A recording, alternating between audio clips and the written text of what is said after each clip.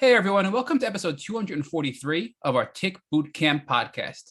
The title of today's interview is Partner in Lyme, an interview with Grace and Jessica Snajder. My name is Matt Sabatello. My name is Richard Johannesson. So today's episode is really powerful because typically when we think about Lyme disease, we think of it as destroying relationships, family relationships, intimate relationships, and social relationships. But Grace and Jessica taught us how Lyme disease was a vehicle for them to strengthen their interpersonal relationships. Not only did it help them get through their Lyme journey, but it also helped them through other medical conditions like COVID. Grace treated chronic Lyme disease using all the traditional tools, but did not succeed. Because of their relationship and because of their partnership, they kept trying new things for Grace until they found an alternative medicine that helped Grace get her life back, and she went from being bedbound to now hiking. Hey, Jessica and Grace Snajder, and welcome to the Tick Bootcamp podcast. Thank you for having us.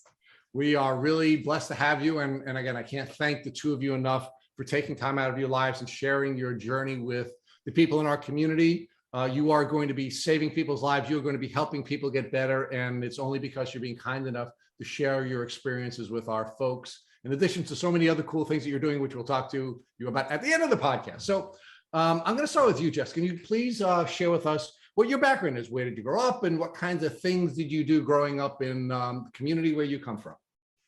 I grew up in Worcester, Massachusetts, and my whole family, my extended family, is still there. My dad moved around a little bit for his job, so we spent some time in Connecticut, some time in Pennsylvania. And then when my family moved back to Connecticut, it coincided with me graduating from college. And so I came to help them move and stayed, met my husband, settled here, and then started our family here. So what is it that you were interested in learning when you went to college, and what did that ultimately do for you on your career path? Honestly, not a whole lot. I went to college for international business, and I was one of those rare people who did find a job in the international business field. I was a relocation consultant for a few years and was very dissatisfied with corporate America. And so I felt that there was a different purpose. I wanted, even when I was in my 20s, to give back in some way. So I was a mentor with the I Have a Dream Foundation in Stamford. And I spent a few years mentoring a girl from about ages 10 to 12. So we got to do some really, really cool things. And it planted this seed of interest to go back to school for education. So I went back to school, got my master's in elementary education, and taught for a few years. And then I had Grace and realized that my husband was in the city. So he was in Manhattan working crazy hours, traveling a lot. And one of us had to be home. So I left my job to stay home with my daughter, had another daughter, and realized that I think those few years in education were to prepare me to educate my own children. So they came out of school when they were in second and fourth grade, and I was a homeschool educator for over 10 years. And so I saw them from second grade straight on through high school graduation. Oh, that's really cool. And it may be politically incorrect for me to say this, but you look and sound like a teacher. Thank you. They yell at me. They say, Mom, don't use your teacher voice when you're talking to people. So I always have that in my head. I'm like, I don't want us to use that teacher voice, but thank you. So you grew up in the Lyme Belt, right? You were in all the states in the Lyme Belt, right? You were in Pennsylvania, you were in Connecticut, you were in Massachusetts. So talk to us about what you knew about ticks and tick diseases as a child growing up in the Lyme Belt, and then ultimately as an educated mom raising children in the Lyme Belt. I wish I knew more. I grew up, when we spent time in Connecticut, was from sixth grade through high school, and our house bordered woods, and we ran through those woods. Splashed in the creek, took motorcycles back on the trails. We were in the woods all the time. I never remember getting a tick though, but my parents were aware enough to make sure that every time we came in, we took our clothes off, they went in the wash, we took a shower. My mom, from a really early age, just drilled, rinse off after you've been in the woods. So we never really had an issue with pulling a lot of ticks off of us, even though we were really active in the outdoors. Even on Cape Cod, we spent 2 weeks every summer in the Cape, which is now, endemic for Lyme. But my parents, I don't know if it was just intuitive or if someone passed it on to them. They knew not to let us go in the grass. We had to stay in the middle of the path. We never really went hiking unless it was on a paved rail trail. They just never really encouraged reckless abandon in the woods, and we weren't campers. My mom was not a fan of camping. So our exposure was fairly limited, but pretty safe when I look back on it. And it wasn't because we were talked to about ticks or Lyme disease. My parents were just intuitively, I think, aware of ticks. So you think the sort of bumpers that they were building around you were based on their concern about ticks, or was it just intuitively designed to protect you from something they knew was dangerous to their children? I'm going to have to ask them when I speak to them again, because I don't know the answer to that question, but it did influence me when I was raising my children. They were involved in a lot of outdoor activities. When my other daughter, Lila, came out of school in second grade, one of the first activities I put her in was an 8-hour nature immersion program. So every Tuesday she spent 8 hours in the woods, and I did make sure that she was wearing protection, that she came home and took off those clothes, put it right into the wash, into the dryer. Like, we did all those things. So I do think it impacted the way I parented my kids. And I don't know, I think we were sort of aware to do tick checks and to. Well, we also knew people in the community who had Lyme disease too. So that made us more aware. So Grace, just give us an idea, because obviously your mom, when she was a child, had some, I guess, indirect knowledge of the risks of ticks and wooded areas. But what was your childhood like? Give us an idea of what your childhood was like when you were younger and growing up with, it sounds like, a younger sister, correct? Mm-hmm. Yeah. So I had your typical childhood. I grew up, learned how to ride a bike at 4. Was in school at 5, started like kindergarten as a younger kid because I was on a September birthday. So I started school at 4. Super active. I loved being outside. I loved playing with the boys. I was more of a tomboy growing up than a girly girl. So just really, I remember building tree houses, and I was really outside the minute I got out of school every day. And then when I came out of school and started homeschooling, I was in the woods. We did horseback riding, swimming, and we just spent a lot of time with other people. Like, I was always around other people, and that always made me happy. But yeah, I had your pretty typical childhood. I loved my childhood. But growing up in Connecticut, especially horseback riding and being in the woods, were you tick aware? Were you more tick aware than your mom was when she was a child? I knew about ticks, and I knew that they were to be feared, but I didn't know what the long-lasting effects could be. Like, I only found maybe 2 ticks ever crawling on me. I've never found any embedded in me. And that was always like, oh my goodness, get it off. Like, we have to get it off and make sure that's the only one. But, I only know of one friend when I was growing up, and her leg swelled up to the size of cantaloupe. Like, it was huge. So I noticed, like, okay, this can do something, but I didn't know, other than just swelling and affecting your joints, I didn't know any of the other effects of it. Were you doing tick checks when you were out and doing things like horseback riding and going out in the woods? Were you looking for ticks that were on you or biting you at that point? Yeah, we always did. We would always look in the hair, like, our hair's light, so we would always look through our hair and, in the armpits, behind the legs, like everywhere where you would think they could hide. So yes, we would always do tick checks. We would shower when we would come in and all of that. Bug spray. So Grace, you mentioned that you had a friend who was bit on her leg by a tick and it swelled up, right? Mm-hmm. Did you know anybody else that you were friends with your age that was bit by a tick and contracted Lyme or any other tick-borne illness? I don't remember any other ones. No. So you just really thought of Lyme disease as something that gives you joint pain and didn't realize the extent of what it can be at that point when you were young. Yep. I just thought, joint pain, it affects you for 2 weeks and then you're good to go. So what was it like being homeschooled as a child? So it sounds like I think you were in 4th grade when you were taken out of school and being homeschooled. What was that like for you to go from having a school life to now being homeschooled? I absolutely loved it. I finished 4th grade and then decided to come out for 5th grade and to try it for a year to see if I liked it. The first 4 months were awful and I almost went back. And then after that, I never looked back at school. I loved it. I loved the opportunities we got. I loved being on the road and seeing different parts of the country and learning at the same time. Like I said, we were always with people. So anything that we were learning, we tried to create a group for and just learn together with our peers. And our peers could range from 5 years younger to 5 years older. And it kind of, we just all worked together, unless like math, you can't really learn math together. But other than that, we would get together with friends, and the classes we took were really cool. And when I graduated high school, I missed it a lot. Especially when I went off to college, I realized how special and unique it was that I got to have those opportunities. Grace, as you were getting older, what did you want to do? Did you want to go to college? What were your aspirations? From kindergarten through 6th grade, I wanted to be on the Weather Channel as a meteorologist. And then in 6th grade, I was taking a program at one of the local colleges, and they pretty much said I would have had to go back to school for high school and have calculus done by high school. And I don't like math enough to have done that. So I decided to change my career path. And when I was 15, picked up a camera and started fooling around with that. And then I had a awesome teacher who turned it from a hobby into, this is what I want to do with my life. And so when I graduated, I had already started my business and was going to go to community college to get my associate's degree in photography.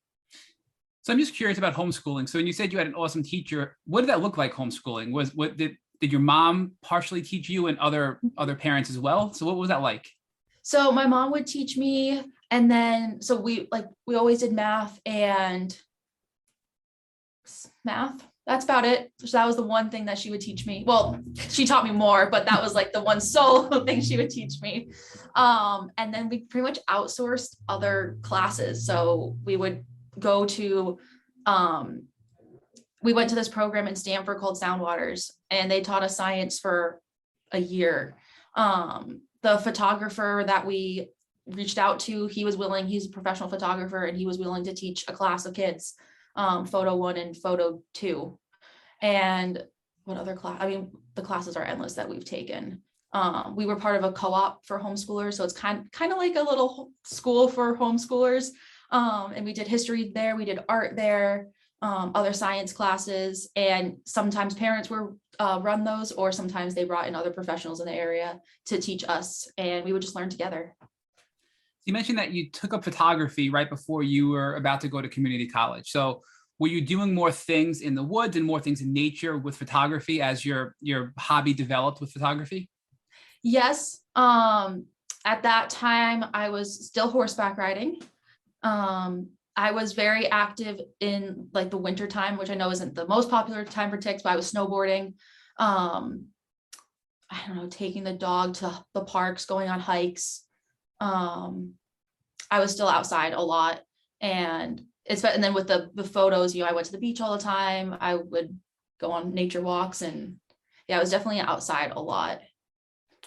And never experienced a tick biting you, only crawling on you? No, I never experienced a tick bite, never saw a rash, never saw anything embedded. And the only time I saw them crawling on me when I was like younger in elementary school. Even in high school, I never saw anything. So what made you go to or want to go to community college? Were you uncertain about what you wanted to do, so you wanted to get a broad experience in college to determine what you wanted to do in life, or were you determined to go and be a photographer at this point? No, I knew exactly what I wanted to do. Being a homeschooler, I didn't want an art school basing me just on a test. I wanted them to base me on a portfolio. So I decided to not do the SATs and to go the community college route, do the AccuPlacer test, get in, do it for 2 years, just so I had a degree under my belt. And then my 3rd year, I was going to go out to a Christian program in Colorado and go live life out there for a year after that, and then start my business the 4th year of what would have been my typical 4th year of college, which would have been this year. So what's interesting is I think that, well, in addition to that, I mean, I went to a community college for the first 2 years as well, and I saved a ton of money by doing that.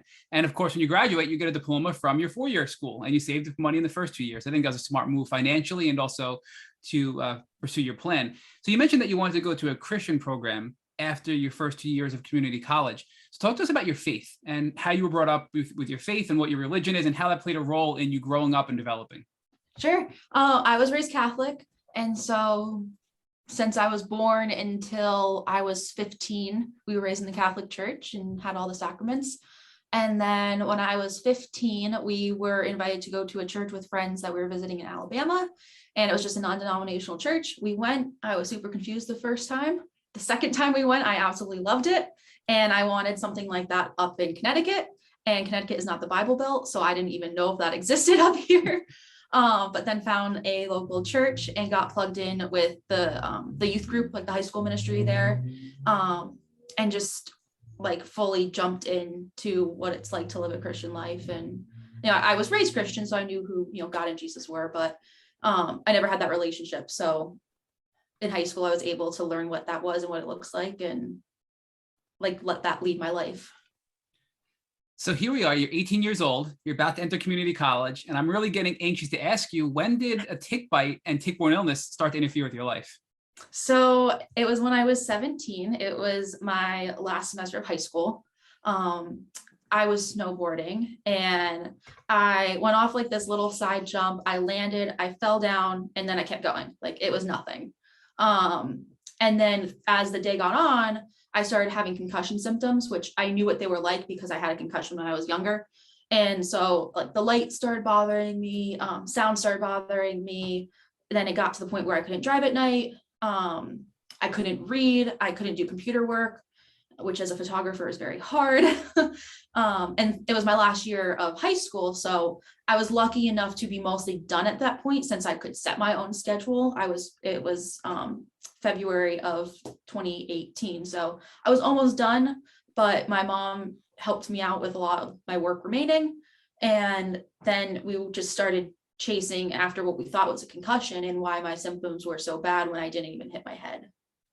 So thinking about that, right? I mean, you fell, you didn't hit your head, but yet you were experiencing concussion symptoms. So when you went to your doctors, were they ever confused by that? Yes. Yes. One of the last doctors was a neurologist, looked at me and she said that the like trauma, like the fall should not have been causing the symptoms this bad. She never said it was in my head, but I could tell that she thought I was leaving out a piece of information, but I wasn't. So yes, doctors were confused, and all my tests came back normal. So I do want to ask about your childhood concussion, and Rich is going to jump in a second. And I'm sorry for dominating here, Rich, but we've seen a pattern here, Grace, right? And a lot of people who come onto this podcast, I think a larger amount than we ever expected, have told us that they've experienced multiple concussions throughout their life, including before they got sick with Lyme disease. So we've been trying to figure out why that is. So do you think that you possibly had Lyme and it was causing some sort of balance or neurological issues, which led to the fall? Or, I'm just curious what your thoughts are on that, because it is something that we've identified as a pattern that we didn't expect to see as a pattern. Looking back at what I know now, it makes me question if I've had Lyme as a kid or even genetically. And the concussion, my first one was from playing basketball. And so I didn't really think anything of it. I was fine after 3 days. But growing up with some of, these food sensitivities I would have, and just some of my little quirks, and I was super sensitive to certain things. It made me now wonder if that all along was Lyme and that it just wasn't bad enough to make people question it. Okay, Mom. So now it's time for you to give us some insight into what you think was going on. So you have this tomboy. She's an athletic kid. She loves the outdoors. You're doing your best to try to, set some constraints so that she's going to stay safe and healthy. But it sounds like she's starting to have some health issues, beginning with some concussions and issues like that. So what are you thinking at the time when you're dealing with these as a parent? I never would have thought that it was anything other than what it was. I thought she was just a kid who didn't like certain foods, or who didn't like to wear certain clothes, or who liked to have things just in a particular way. I just thought that was her personality, and it very well might be, because we just don't know what we don't know. So I never really was looking for anything deeper when she had the basketball related concussion. There were really no long-term ill effects from that. She seemed to bounce right back, It wasn't really until we saw our first Lyme doctor that I started putting pieces together. They explained to us, and one piece that I think you probably want to ask Grace about is her work down in Texas, because they feel that two things were happening at the same time. They felt that her symptoms came on almost coincidentally. It just happened to be a day that she was snowboarding, but it was about 6 weeks after she had spent time in Texas and where she was exposed to mold. So I know that that's another real common denominator among Lyme patients is exposure to mold. So she had two things going on. She had, head trauma, and then she had exposure to mold. And the onset of those symptoms apparently coincide with mold exposure and Lyme symptom onset. So they feel that it was just a perfect storm in her body of what happened and when it happened. Unfortunately for us and for me, I was, like Grace said, chasing the wrong diagnosis. We were focusing on, okay, why can't she read? Why can't she be in a concert without just cowering in pain, the lights and the sound? She couldn't take in anything. Everything was so overwhelming to her. So we were looking, we went to concussion specialists, neurologists, like Grace said, we went to every type of doctor to find out why isn't it getting better. But we never thought to look at, could it be something else? And if so, what could it be? So let's unpack that, Jessica. So your daughter is suffering from all of these neurological symptoms, and you're trying to get a diagnosis for these neurological symptoms.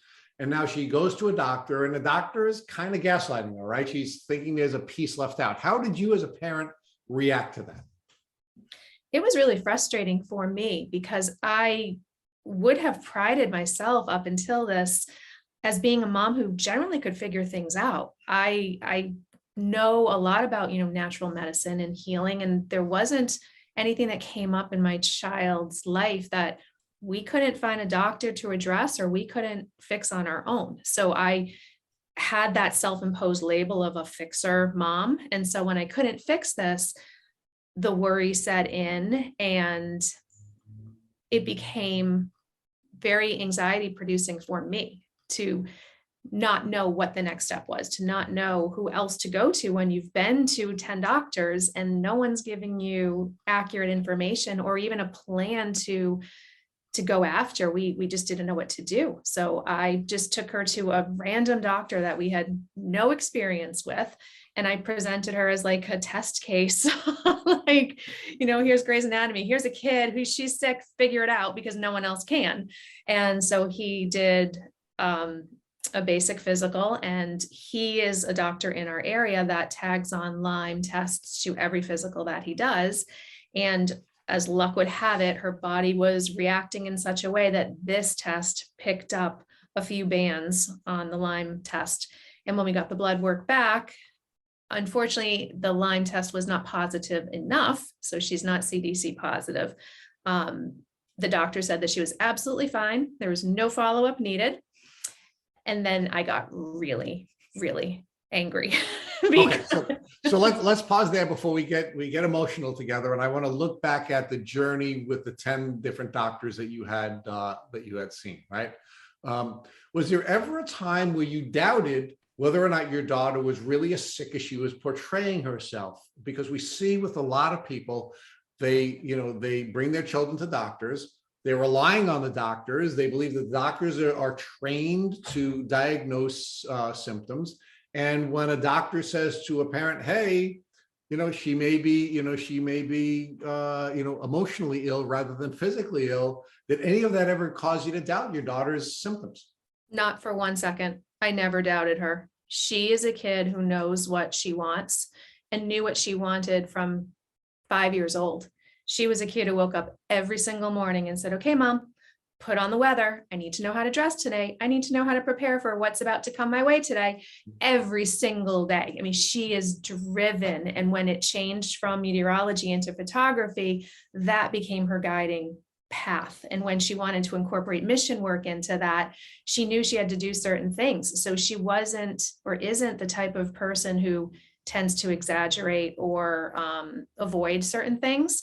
So if she says something is the way it is, I have no reason to not believe her wholeheartedly. And so when doctors would say, I can't figure it out, I would just say, well, then clearly you're not the right doctor and we need to figure something else out, because I'm relentless when it comes to my kids and figuring things out for them, almost to my own harm, because when I couldn't figure this out, it actually caused me a lot of emotional stuff I had to work through. But no, I never doubted her. So let's pause there for a second. I want to stay with the doctors for a little bit longer. One of the challenges that we've seen with parents that we've interviewed in the past is that when they're going from doctor to doctor, they're often accused, the parent, of damaging their child in some way. And I don't want to necessarily argue the Munchausen issue, but we've had a lot of parents accused of essentially abusing their children when they're going from doctor to doctor. Do you ever feel any of that? Did you have any of those types of accusations that you had to deal with? I didn't. And I'm fortunate, because I also have had experiences where I've spoken to parents who have had that happen, and I didn't. We have a group of doctors that are incredibly kind and caring. And the primary doctors that were involved with her were our naturopathic doctors. And they knew us before this, and they knew Grace very well. And they knew that something was wrong, and it pained them that they couldn't figure out what it was. It wasn't until we left that path into the more traditional doctors, when we saw the neurologist, that wasn't a great experience. But that was really the only doctor that caused doubt, and not doubt in us, but put doubt over the situation. And I actually took her to a spine surgeon, because I figured a lot of her pain after the concussion was kind of moving into her shoulders and upper back area. And it was a significant amount of pain. So again, grasping at straws, I went to a spinal surgeon for her, and he looked right at her and he said, "Grace, I don't know why you're having this pain. Yes, you have a mild herniation that probably happened years ago when you were ice skating, but I believe you."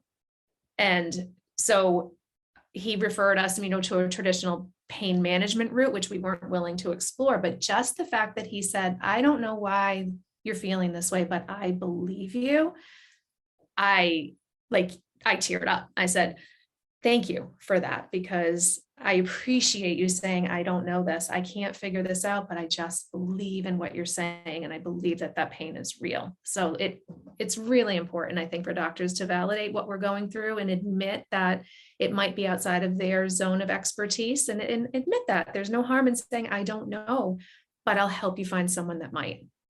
So one of the things that I want to compliment you about is so many of the people that we've interviewed in the past have said that because their parents didn't believe in them, their parents didn't help them to get the assistance that they needed. And that was one of the challenges. Then we've heard from other folks that even though their parents believed in them, their doctors didn't believe in them. And because their doctors didn't believe in them, that created some doubt between, parents and children in their experience. And of course, there's so many other experiences. I think of Holiday Goudreau, for example, who brought her daughter to 50 different doctors before she got her Lyme disease diagnosis, and she was repeatedly accused of essentially abusing her child, right? So you really had a really powerful path where we had a wonderful mom who always believed in her child. We have a set of doctors who, although they couldn't diagnose your daughter, they were not trying to create any doubt or create any split between the two of you. And then you had also a wonderful experience where you had a doctor in the Lyme Belt who's adding a Lyme disease test to every single patient that he sees, which is exactly what should be happening to all of us in the Lyme Belt, and probably all of us everywhere when we certainly are having some difficulties diagnosing someone. So you really had a really, great path. So talk to us about, before I let Matt come back in and get Grace's perspective on this. Talk to us about how blessed you feel about having this journey, even though it was 10 doctors, and it's a little bit more than average, because we know that the average child takes about 7 doctors before he or she or they are diagnosed with Lyme disease.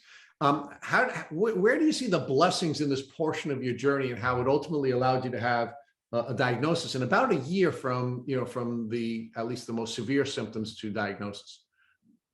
One thing I wanted to just add, it is a blessing, but I think what made it possible for us to walk through this and be able to have blessings to talk about is my husband's role in this too. And I know sometimes the non-medical parent, they kind of get overlooked because his emotional support in this and his support of both her symptoms and my determination made it really possible to just keep putting one step in front of the other until we got answers. And it never came between us as a married couple. It never drove, there was no wedge that was created between us or between her and her dad. Like, we were very cohesive as a family through this. Even her sister did not understand a lot of what was going on, did not always appreciate the impact that it had on her life.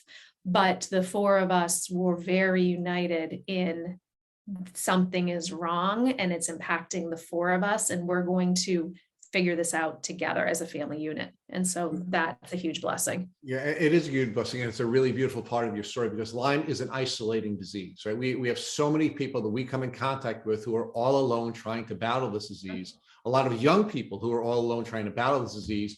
And, one of the things that we always feel blessed by is when these folks come in contact with one another through our platform and through the organic community that's building around our platform.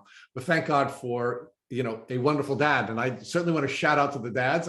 I think we are often not given, enough acknowledgement for the role that we play, although we generally play a more minor role when our children are sick.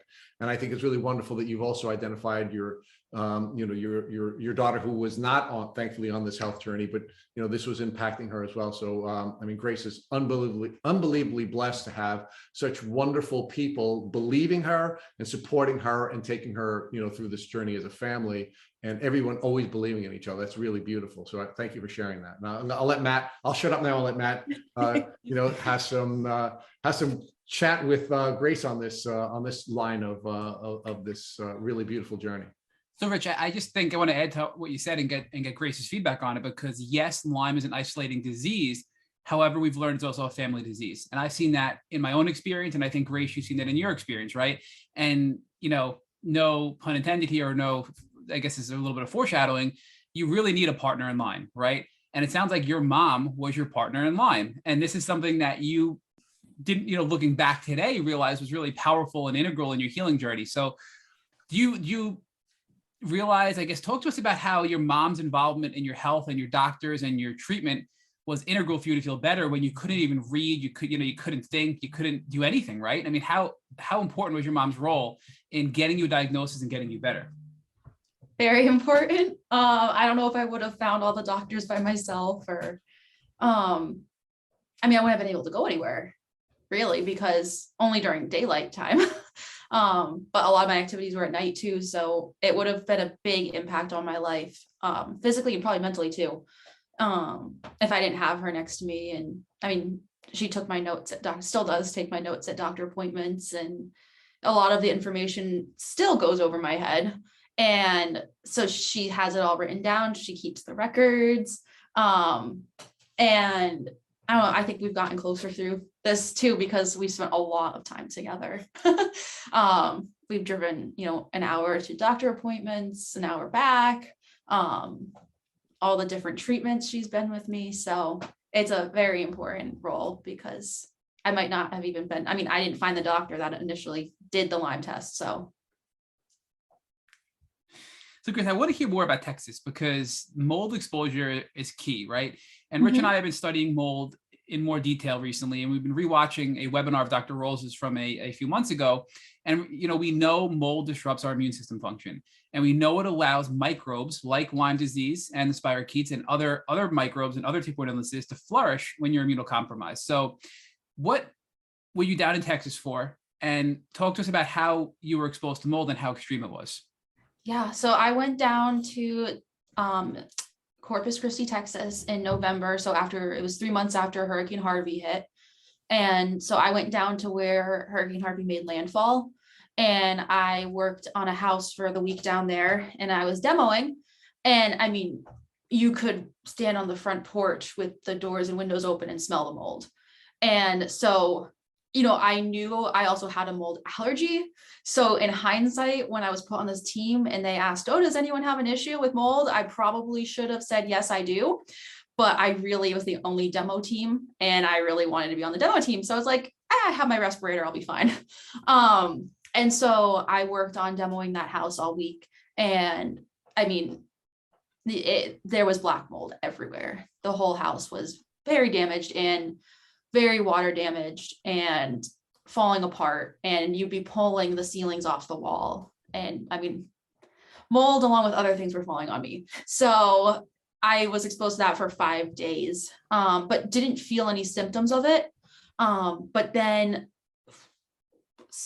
a month before I fell, I was over at a friend's house and our church group was helping her because her roof had some water damage and I was inside at the time. And I was there for about 3 hours. And that night thought I was getting a cold. And then for 6 weeks coughed nonstop and couldn't figure out how to stop the coughing until I found an inhaler that worked for that. And that took care of it. But that was the 6 weeks before I fell. And so I had those two exposures happen within 2 months of each other. So it truly was a perfect storm, right? I mean, looking at the list of mold symptoms that are also, can be Lyme symptoms, coughing, wheezing, those are all symptoms of mold exposure, which you had. You had 2 severe exposures to mold before you fell, which was physical trauma. And you mentioned that you always knew you had an allergy to mold. So I can't help but wonder, how long were you suffering from Lyme disease and possibly just being asymptomatic or managing the microbes because you were young and healthy? Right. Then you were exposed to mold in Texas, total immune compromising event. You come back, you're helping your friend, total immune compromising event. Now you're having symptoms, you're wheezing, you're coughing, you're feeling like crap, you're having these flu-like symptoms. Then you go skiing, you fall, you have physical trauma. And at that point, your body just couldn't handle it. Your immune system is so compromised. All these microbes, Lyme and probably a ton of other things, just took over. And I think that was the turning point probably for you, because you had too many things happen to compromise your immune system and you just crashed. So, looking back, you see now, like, it's almost like this perfect, horrible chain of events that led up to that fall. Yeah, definitely. It took us a while to really understand. I mean, we didn't know the mold piece until I found my Lyme doctor. And otherwise, we were just going off of the fall. And so, again, that was why it was so confusing until we put all the pieces together, and it all made a lot more sense once we realized that mold had a factor into this. And we know it's not all horrible, and we're going to get there. And Rich is going to talk to you about what you're doing today and how you're better for it, right? I mean, it's just amazing to see how you're doing today. But I do want to ask you, have you ever gotten tested for the HLA-DR genetic deficiency, which 25% of the population has, and it makes you more susceptible to mold illness? I don't think so. I don't know if I've even heard of that. Well, we learned about it from Dr. Rawls on his webinar that we've been studying. So that's why I'm asking you these questions, because it's fresh in our mind. But, it's just another factor that, you can overcome, right? It's something you can overcome, but it makes you more susceptible to get chronically ill from mold exposure with a perfect storm like you had. So just another interesting point to think about. So now in the moment, you just think you have a concussion from not banging your head from falling, which doesn't make sense, right? Which is kind of weird. And your mom mentioned that you were seeing a naturopathic doctor at first who believed you and just didn't know what was really going on before you found the primary care doctor who diagnosed you with it. Well, ran the test, and your mom realized there were a few bands of Lyme on there to then take it to a specialist. So walk us through what it was like when you were this sick. I mean, you couldn't read, right? You couldn't drive at night. And I guess before we even go to that question, give us an idea as to what your symptoms are like and how severe this was when you had this crash after you fell in your skiing trip. Sure. It was just the daily pounding migraines were my biggest symptom. It was just even Excedrin, like pain medicine doesn't really work for me anyway. And so I would take Excedrin if I needed to. But I also have the MTHFR gene mutation, so I try not to put medication in my system. So it was just pounding headaches.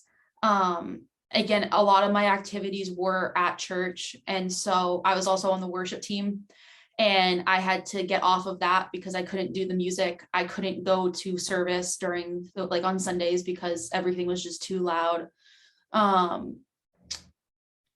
then I had the light sensitivity, so always wearing sunglasses, hats to cover the lights. And then just really tired too. Because then I started college that fall, and I took 8:30 a.m. classes an hour away from where I live. And so it was just, it was all I could do to just do school, and school was also really bad. So it was a lot of just pain, and then the back pain as well. I would have numbness in my back and like my shoulder blades, and like stinging pain, and my muscles would get really tight really easily. So I was always throwing my back out. And so all of that, it was just a lot of pain. It sounds like inflammation too, right? Was probably the root cause of a lot of this stuff, is from what I'm thinking. Yes. So, Grace, you did mention, and again, I can't help but think as I'm hearing you tell your story, you mentioned you had the MTHFR genetic deficiency, which means, I think in a nutshell, you really can't detox as well as other people, right? Right. And we know that what makes us sick from mold is the mycotoxins. And a mycotoxin is really something that gets created by mold to protect itself from other mold and other viruses and other bacteria. But that's the substance in our body that makes us so sick, is the mycotoxin. And it's a toxin, which you have to detox, right? So you can't detox because you have trouble detoxing because of this MTHFR mutation. You're exposed to mold twice. And now it's making more and more sense why you had this crash, right? So the picture's coming together for us as we're interviewing you. And I can't help but wonder how much of these tests should be just standard practice for people, especially young children, right? I mean, the gene deficiency for mold that we mentioned, the gene deficiency for detoxing that we mentioned, all of these things set the stage for you to be more susceptible and vulnerable to things like mold exposure, chronic illness, et cetera. And if you have that data, you have more information to make an informed decision when and if your health declines. And I just think that should be part of more standard practice for healthcare. And I know I'm going off on a rant here, but listening to your story, I think this is a really powerful testament that can help other people avoid what you're going through. And I can see Rich wants to jump in. So Rich, I do want to jump in because I'm thinking about it from a parental standpoint, right? Jessica, you have this beautiful daughter who has a heart for helping other people, and she wants to go down and she wants to help people who were victimized in Texas from this terrible experience, right? But if you had known that she was susceptible to becoming ill as a result of having these mutations, you may not have encouraged her to participate in the demolition team, even though that's a fun thing to do. And you might have wanted to put some more bumpers around her to protect it from it. One of the things I'll share with you is I actually went down to New Orleans after Hurricane Katrina, and I was on the demo team as well. And so they trained us on how to protect ourselves from mold. But one of the things that had happened when I was wearing this suit and I had this respirator on, it was so hot, I couldn't wear the respirator. So I was on the demo team and I wouldn't wear the respirator. I was just doing all the work without a respirator on. And at the end of the week, I had mold all over my shoes. I had to throw my boots out because I couldn't take them home because I had mold growing all over my boots. Now, thankfully, I was healthy and it didn't make me sick. But I can tell you that I would really hesitate to encourage my children to do what I had done, especially if they had been tested for particular genetic mutations, which would make them more susceptible to it. So, Jessica, give me your thoughts on how you would have behaved differently had your daughter been tested, and how if you understood that this might have been creating a risk for her by going down and engaging in this, in this mission. Yeah, that's a really interesting question to ask, because it's really hard to balance as a parent, encouraging your child to walk in the direction of their dreams while tempering that with what makes the most medical sense given your unique situation. So I always knew that she was invested heavily and emotionally into natural disaster recovery. When she was 5, I believe you were 5 when Katrina happened, she stood in my kitchen crying, begging me to take her to go help. And I said, you're 5 and your sister's 3, and we can't do that right now. We would not be helping. We would be a hindrance. So I knew that this was something that was really important to her. I would have encouraged her not to make that trip, because I think no matter what team she was on in the Corpus Christi area, there would have been mold. I mean, the whole area was infiltrated with water. So I would have encouraged her not to take that particular trip, to focus her efforts and energies and talents and a different area and some other way to help pour out that natural love for loving on people in a different way. But I didn't know. And in hindsight, I didn't really even know what a mold allergy was. I didn't know. And I didn't ask those questions because I assumed an allergy was kind of that blanket term for, you take some Benadryl and you're fine because it's more of a skin reaction. I had no idea the damage that mold does is internal, not external. And so, yeah, I would have not really. And I don't think she was 18. You were not 18 at the time. So yeah, she probably wouldn't have gone on that trip. Well, you certainly would have at least used some tools to help her to make better decisions about, for example, what team she'd be on. Because the demolition team is going to have a lot more exposure to mold than any other team, right? Right. Or you might have asked her to wait another year and be Yeah. a part of a construction team and and do some painting or some spackling or something that wouldn't have necessarily put her in direct contact. So I understand having a heart for wanting to go down and help, and I'm not sure doing some fundraising locally and sending the money down is necessarily going to fill that that desire to help the way she wanted to help. But maybe she would have made some choices that would have been different on the team that she was on, or wearing the respirator all the time, or whatever other things you may have done differently. I certainly can tell you that I would have behaved differently if I had known that I had a mold allergy. And thank God I don't, but I would have behaved differently. So, Matt's point, I think, is a really powerful point, which is, using this testing as a vehicle for giving parents and children knowledge about what their sensitivities are could put you in a position where you can be healthy. So despite despite your daughter clearly having come in contact with the tick as a young child and having a healthy enough immune system to manage that might have gone on for her entire life if she was aware of the impact that coming in contact with mold would have had on her. And it's really a simple test that could have been done, right? Mm-hmm. And I love to tell people now when I talk about Lyme disease and just health in general, that information's power. And if you have information, then you have the power to know what to do when you encounter something. And most of my conversations have been involved more in the Lyme tick-borne disease realm, but it applies to anything. And I think in this world of genetic testing and using it to tailor medicine, it's a really important tool to have in your arsenal of knowing yourself as well as you can, so that, to your point, yes, you can make educated, informed decisions about risk management. Right.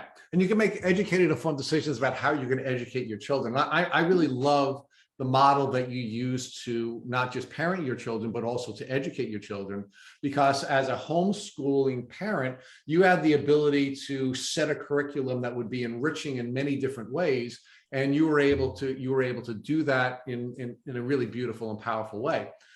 And if you had more information about your children's, proclivities or genetic challenges, that would have been a part of the curriculum that you had formed, and you would have been able to put them in a position where they had a better understanding of how they can keep themselves safe. But you didn't have that information, so you couldn't help your children to learn that way. Correct. So let's talk a little bit more now about how you helped your daughter once she did take the Lyme test and it didn't have the adequate number of bands to be CDC positive. What journey did that take you on, and how did that help you to now help your daughter first get a clearer diagnosis, and how to help her to heal from what she was clearly dealing with for a good portion of her entire life? Sure. I received a copy of the lab work. So whenever my kids would go for something, I would always request to have a copy of it. So the doctor got a copy of it, and a copy was mailed to me. And so when I went through the lab work, I noticed that there were several red flags. Mycoplasma numbers, didn't even know what that was, but it was way out of range. White blood cell counts, very much out of range. Epstein-Barr virus, incredibly high. And she'd never been treated for mono before, so I freaked out. I called my pediatrician and I said, can you help me understand what this means? And she said, she was able to tell from the, the IgG numbers, whether it was a current infection or a past infection. So she kind of talked me down and said, relax, we're going to figure this out. I called up my naturopathic doctor and I made an appointment and I said, I need you for you to go line by line through this with us. And I need you to take that time and help me understand what's going on with my daughter, because this doctor sent a form letter and said she's fine and there's no follow-up needed. And I know enough to know that she is not fine. So we made the appointment, we sat down and she went line by line through this with us and explained what these numbers meant, what the terms meant, and said clearly this warrants follow-up testing. She sent us for the IGeneX profile. So we went to yet another doctor who did that blood draw, sent that off, and came back and yes, confirmed that she does indeed have Lyme disease. So this took about maybe 3 weeks or so. In that time, I was able to come to an understanding of how I wanted to approach the doctor that dismissed her. And unfortunately myself, because even though I was listed by Grace as a parent who was involved in her healthcare, she signed that form giving me access. They would not speak to me. They would not take calls. They declined. They said Grace had to call. And I said, unfortunately, Grace is really too sick right now to talk about this blood work. So I'm doing that on her behalf. I finally got a hold of the office manager and I explained that they let a really sick girl slip through the cracks. And they said, but we're just following the CDC's protocol. She doesn't have Lyme. And I said, well, we've done follow-up testing and she does have Lyme. And if I didn't get a copy of that blood work, I would still be chasing what's wrong with my kid. I'd still be going to another doctor under the assumption that it can't be all that bad because you're saying she's fine. So I really encourage them to rethink how they look at those Lyme results. If they have the foresight to order it on every blood work that comes through that office, have the deeper understanding and awareness to know what an accurate diagnosis and what it is, and that the CDC may not be as informed on what chronic Lyme looks like. So you may be able to see, I know our listeners can't see, my ears are red because I'm getting so angry about listening to this portion of your journey. And there are two things that are really pissing me off. The first is the way doctors' offices use this sort of privacy right as essentially a vehicle for refusing to communicate with parents. And I found that very frustrating. Instead of essentially saying, hey, we're empowering children and young people to make their own decisions and allow them to determine how to proceed with their care, what doctors are using it as is an excuse not to communicate with us, an excuse not to allow us to empower our children. And it seems that that's exactly what happened in your experience. So talk to us about how that was frustrating for you and what you did to overcome that so other people going through this cannot have that same experience where doctors are using privacy rights really as laziness rights. Mm-hmm. I believe wholeheartedly that God's timing is perfect. And I knew if I was able to get that doctor or the office manager on the phone any earlier, I would not have been able to communicate calmly and effectively. And I would have come across as that angry mom who they would have seen as a helicopter parent, micromanaging their daughter's care. So enough time had passed that I was able to relax and take a few deep breaths and have a conversation in a way that may have been received. I'm not sure that if it was, but at least I felt like I put that information out there in a way that was from a place of love and not really just being angry, even though I was angry about what happened. You are so much better than me. Yeah, I'm trying because it's a journey, and this whole chronic illness community, we all have a different journey through it. And so my younger daughter said to me one time, and it stuck with me. She said, Mom, we don't want to make someone's day harder than it has to be. And that was one of those light bulb moments where your kid teaches you something. And I thought, I don't want to make this person's day harder than it needs to be. I don't want to yell. I don't want to raise my voice at her. I don't want to be that person, but I do want to communicate that we live in an area where they're probably turning away other people as well. My daughter cannot be the only one that came through this practice that was dismissed. And I can't be the only parent that wasn't spoken to with respect as a partner in her care.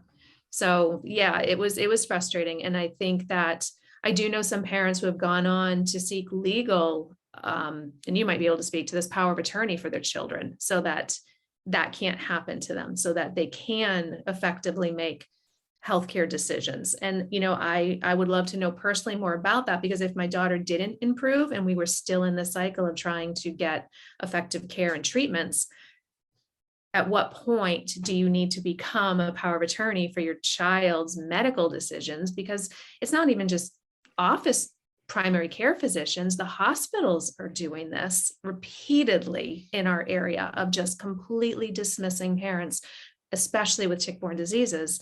And that really infuriates me, because you are supposed to trust these people and these places as someplace that you can go for help and for medical care and treatment, and not be dismissed and not be spoken down to condescendingly and not be turned away.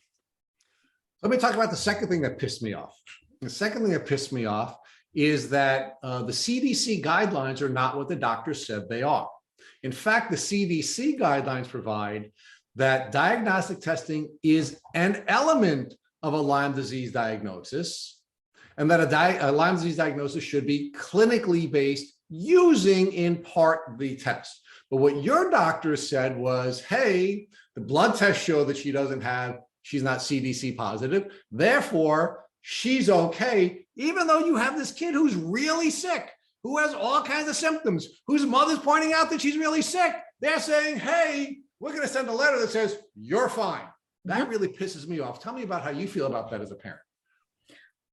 Even put Lyme to the side, because if they didn't want to touch the controversy that surrounds the CDC, there were still 4 other major markers of inflammation and infection that they either lumped together with Lyme because maybe they knew, or they just didn't want to address. And so it infuriates me that we have to, at times, almost know more than our doctors. We need to be our kids' biggest advocate and to get all this information, because it affected my trust in doctors. And I was already a little leery of the medical community. Like I said, I have a natural affinity for natural medicine. I believe in doing things as holistically as possible until you can't. And then I believe that there is a place for pharmaceuticals, for surgical interventions. They're there for a reason, but not necessarily the first line of treatment. That's my own personal belief. So this just drove me a little bit further away from trusting doctors, because I don't know how many are purely in the practice for caring and how many have ulterior motives in the medical community. And it's unfortunate. It's unfortunate to not be able to fully trust the people that you are literally putting your lives in their hands. So Jessica, you got ahead of me. I was going to ask you about that piece of it, but I want you to stay with me on the CDC piece, right? Because essentially what the doctors had said to you was, your daughter is not CDC positive, therefore she doesn't have Lyme disease, but that's not what the CDC guidelines say. What the CDC guidelines say is that a test is an element of a diagnosis, and she clearly had all the symptoms of someone suffering from Lyme disease, and a clinical diagnosis should have been made. But they use the CDC as an excuse to be lazy and not to give her the diagnosis and the treatment that she needed. So let's just focus on that piece of it, not the rest of it, which is pissing me off too. But let's just focus individually on the Lyme piece of it and how they used the guidelines incorrectly to put you and your family in a position where your journey was longer, and not having a really diligent mother who was a pit bull and dug her teeth into this and went through this battle, your daughter would still be really, really sick. So talk to us about how they abused the definition that the CDC is giving them, even though the CDC sucks too. When you're in that moment and you don't even know what Lyme is, unless, I don't know, I didn't know what Lyme is. So I didn't know what Lyme could do in terms of impacting your body. So when they say you're not CDC positive, you don't have Lyme, unless you have a real good understanding, I didn't even know what that meant. I didn't know what the CDC's guidelines were for Lyme. I didn't know honestly, maybe it's naive to even admit, I didn't know that the CDC was setting guidelines on certain illnesses. I didn't know. So I didn't turn to Google and type in CDC guidelines for Lyme disease or, diagnostic criteria. I didn't even think to do that because I was not where I am now. I was just beginning to understand the complexities of this. So I knew in my gut that the doctor was wrong, but when the doctor said she doesn't meet the criteria, okay, I guess she doesn't meet the criteria. But when the doctor that I went to in response to that sat down with me and said, oh, no, we are going to get her further testing because these bands that are showing up, we're not dismissing that. There's something going on, and we're going to get better testing from a lab that only specializes in tick-borne disease. And we're going to see what they have to say and then compare it.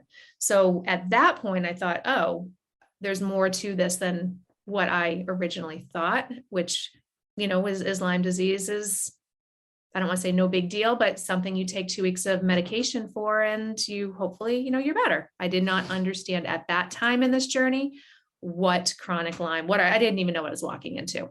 So while I have that anger now, at that moment, I didn't have the anger because I didn't know I should have had it.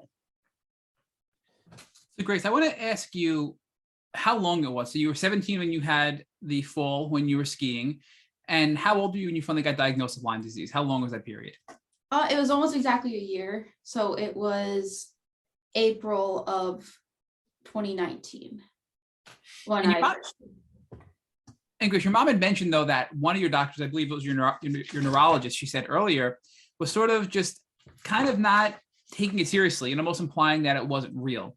So did you ever doubt that you were really sick? Did that ever come into your mind? Like, am I making this bigger than it is? Is this just normal? Is there something else going on? Did you ever have any doubt that you were truly sick?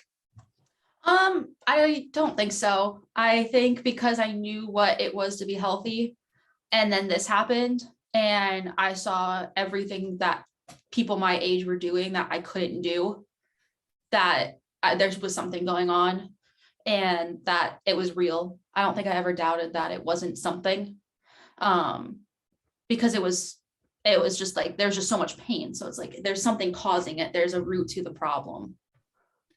And this is around the time you should have been starting college, right? So was this impacting your ability to go to community college? Were you going and suffering? How did this work around this time of your life?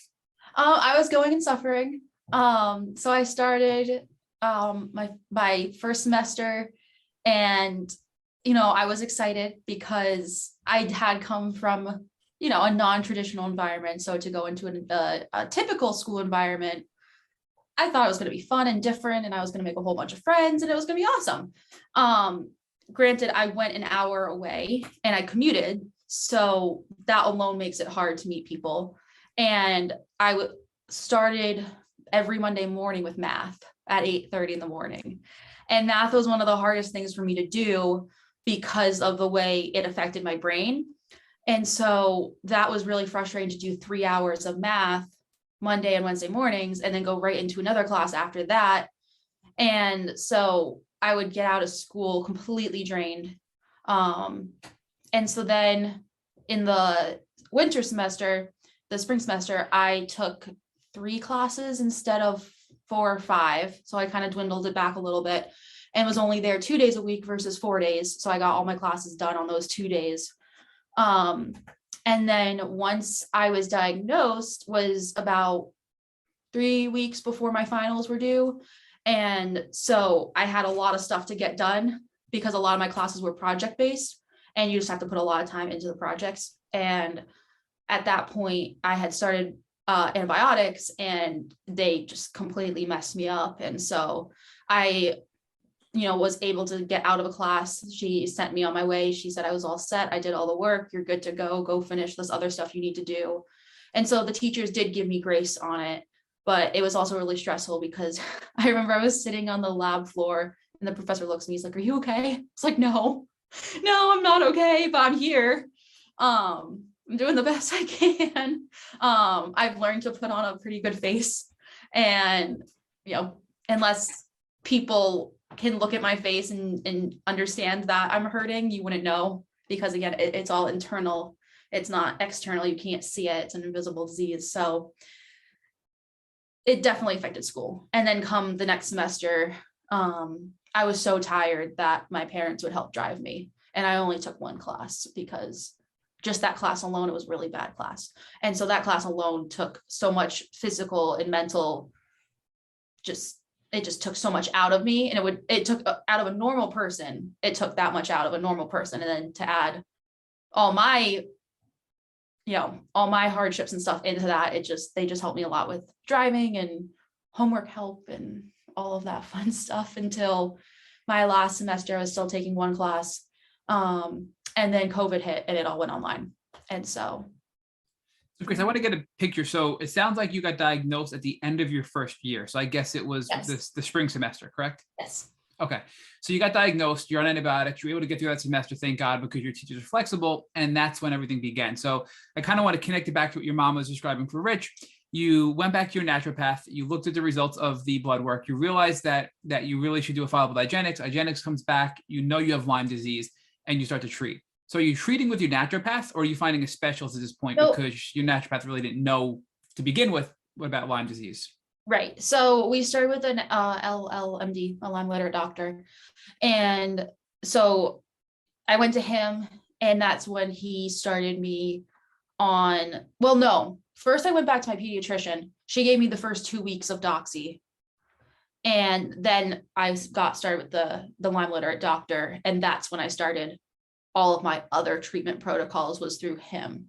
But no, my naturopath sent me out because he's not an expert in it. So what was your thought about going through all this confusing stuff? Because I know before I got sick, you get a test, you're positive or you're negative, you get treatment, you feel better. You don't realize what chronic illness is. You only know acute illness. You don't really know there is a thing such as chronic illness when you're healthy. I mean, I didn't, at least. So what was it like for you to go through this sort of merry-go-round of testing? You have Lyme, you don't have Lyme, you have some bands, but it's not positive enough. Like that gray area in testing, how are you responding to that? Obviously your mom was being very aggressive to fight, but what did you think of all that? It was very frustrating. It was a long process, and you just want an answer, because every time you leave the doctor, they're like, yeah, we don't really know. And you would leave just feeling kind of even more defeated. And that just kept going on and on and on. And even when I got the Lyme diagnosis, I had people telling me, oh, you really don't want Lyme, and you don't necessarily want this diagnosis because it's not something that's an easy fix. So I wanted that diagnosis, but at the same time I didn't, because I didn't know what that would entail. And it was a long process, and it was a frustrating one. So now I have to ask, because now you're older, you have a Lyme diagnosis, you're in college, and you're living in Connecticut still. So when you were younger, you told me that you only knew people that, that had, their legs got swollen and they were fine, but are you starting to now communicate with other people, sharing what's going on, and to realize the severity of Lyme and how serious it can be and how chronically debilitating it can be for somebody? Yeah. I mean, pretty much I don't hide it. Like I don't hide my diagnosis from people. So right off the bat, when I meet someone, I usually tell them, because it's such a big part of my life, that I'll tell them, oh yeah, I have Lyme disease. And they usually say, oh yeah, I know so-and-so who had it. Or most of the people up here know either they have it or they have had it, which is another story, or they know someone who has had it. And so, especially when I was just diagnosed, it was so encouraging to meet people who had it, because you feel like you just kind of are understood. Because it's something that's, when I tell them that, it feels like I have ants crawling in my back. Not a lot of people understand that. They're just like, what, you're crazy. And yeah, so a lot of people know, pretty much everyone I know knows I have it. They've seen me on my good days, they've seen me on my bad days. But yeah, they pretty much all know. So, but let's talk about that, Grace. So when you first got diagnosed, you went back to your pediatrician, you were on 2 weeks of Doxy, and you were starting to share with people. So I have two follow-up questions to that. The first one is, as you were sharing what you were diagnosed with, and people were telling you that they either had it or have it, and the whole had it thing, I know it's another discussion that we'll probably get to, that I think we all agree on. But when they were giving you feedback that they had it as well and understood how bad it was, were they giving you any good advice early on that helped you when you first got diagnosed? All the advice that I got, I would try, and none of it worked. Like So, what? What were some examples of advice or things the people were sauna telling? treatments, everyone raved about them. It made me feel so much worse. So that didn't work. Is it the PEMF machine? Yes. People swore by that. It did absolutely nothing. Cupping therapy, it fixed tendonitis, but it didn't fix anything in my back, which people swore by. There's been so many things. Acupuncture. Oh, acupuncture. Yeah, no. So there's been a lot of things that people would, say, oh, I heard about this, or, oh, I've done this. More so on like the Facebook community. I would see things, but none of it really worked for me. So it was almost like even more frustrating, just because they had such a good outcome, and then I would go try it, and it's just either it didn't work or it made it worse. Yeah, and I think it matters what you have going on in your body, because Lyme is just one piece of the puzzle. So Right. Your mom had noted that you had mycoplasma, EBV, you had mold exposure, clearly you had Lyme. And when you ran the IGeneX testing, did you do a full tick-borne disease panel or just Lyme? Did you ever look for other co-infections too? We looked for Bartonella. Bartonella never came up as positive, but she is clinically positive because she had the marks for it. But no, we didn't do a huge panel. We focused most of it on Lyme. And I think that's smart too, to save money, because it is pretty expensive. If you had the classic Bartonella rash, you had Bartonella, right? I mean, that's pretty clear. So, and I think a lot of leading Lyme doctors will support that theory. Why spend money if you don't have to, when you can make a pretty obvious clinical diagnosis there? So, now you're realizing that it's not just I have chronic Lyme disease and it's a one size fits all solution, because just because Matt did this doesn't mean it's going to help me, Grace, right? So you're starting to get frustrated, cupping and PEMF and sauna. It's not helping you at all. And you're probably spending time and money and effort and energy that you frankly don't have energy to do anything with. So you're also doing the doxycycline with your pediatrician before you went to your Lyme specialist that you found, your Lyme litter doctor. Did you feel anything when you first started the doxy? Did you hurt? Did you feel better? Did you feel worse? No, I definitely felt worse. I realized you have to eat it, or you have to take it on a full stomach. And if you don't, you will almost throw up. So that was fun. It made me I had some fatigue, but I wouldn't even consider that fatigue, because after I started doxy, I was just wiped out 24/7. Every night sleep, I would get, a normal night's sleep, but it'd feel like an hour of sleep. The pain, the muscle pain, that I didn't have before in my legs or other just parts of my body. It was really just confined to the back before doxy. And now it's, migrating muscle pain and tiredness. And then the migraines and all that was still there for a bit too. I'm trying to think of anything else that. It made you worse though, Grace, right? I mean, you It made me started worse, having yes. full body pain instead of Yes. just back pain. I went from being able to do things and not, other than the migraines, I could still function as a human being, to walking up a flight of stairs takes me out. I'm done for the day after that. But let's define function, right? Because I think so many of us do this. You said you could function before doxy, but you couldn't read, you couldn't drive at night, you had debilitating migraines. So could you really function? I mean, we all do this, right? But it just shows how strong you are, that in your mind, that was normal and you were functioning despite being, totally broken, right? I mean, that's strength on your part, Grace. So, looking back, you really think you were functioning? Yes and no. I've still said to this day that I would trade them. I would rather have the migraines aspect of it to the fatigue and body aches, because I don't know. I feel like I still had more of a life, because I could still have energy to do things. Where when it was the fatigue and all of that, I spent that summer on the couch watching Grey's Anatomy, and that was my summer, because I physically couldn't do anything. You may have had a better quality of life pre-doxy and treatment, but you still were suffering and in great pain. Yes. And that becomes normal and acceptable, because everybody's telling you you're okay, right? And psychologically, you accept that. And I think that's something that many of us kind of go through. All right, so Grace, when you first went to your Lyme litter doctor, walk us through what that was like and how it was different than any other doctor you've been to before. It was a lot of information and a lot of words that I had never heard before. And it was like when my first appointment, he asked a lot about like my background and how I grew up and what I did as a kid. And I'd never really been asked that by, doctors before, because to me, that was just my life. But then as we were going through my childhood background, that's when the mold questions came up. That's when my food sensitivities came up. And it all made sense as to why he was asking all those questions. So it was very different. It wasn't just a quick, you look in your ear, you look down your throat, you're good to go. It was a 3-hour appointment and a lot of information, and a lot of it went over my head. So were you continuing with the doxycycline after your first visit with this new Lyme litter doctor, or did you change course and change up your treatment protocol? I flipped. So I would do doxy for 2 weeks, and then was it amoxicillin? What was it? Minocycline for 2 weeks, and flip-flop the two. I also was on, you're gonna have to help me. Which one though? I think minocycline. The minocycline made my hair fall out. And so that I stopped because it was falling out in clumps. There was another one I was on. Clindamycin. What is it? Clindamycin. Clindamycin. Yeah, that one made a like metallic taste in my mouth. That was absolutely disgusting. And so I stopped that.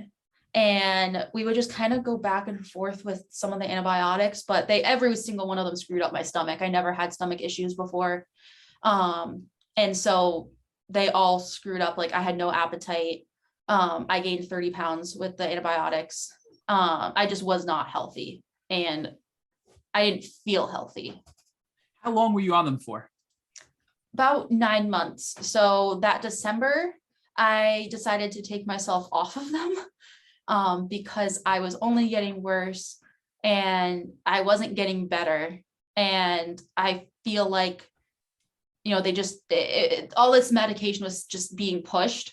And so I just decided to take a break and just get off of them and just reset and just figure out a new step, because I was also, they kept trying to treat me for mold, which I know was part of the reason why the Lyme symptoms started, but I kept getting tested for mold in my system and there was none.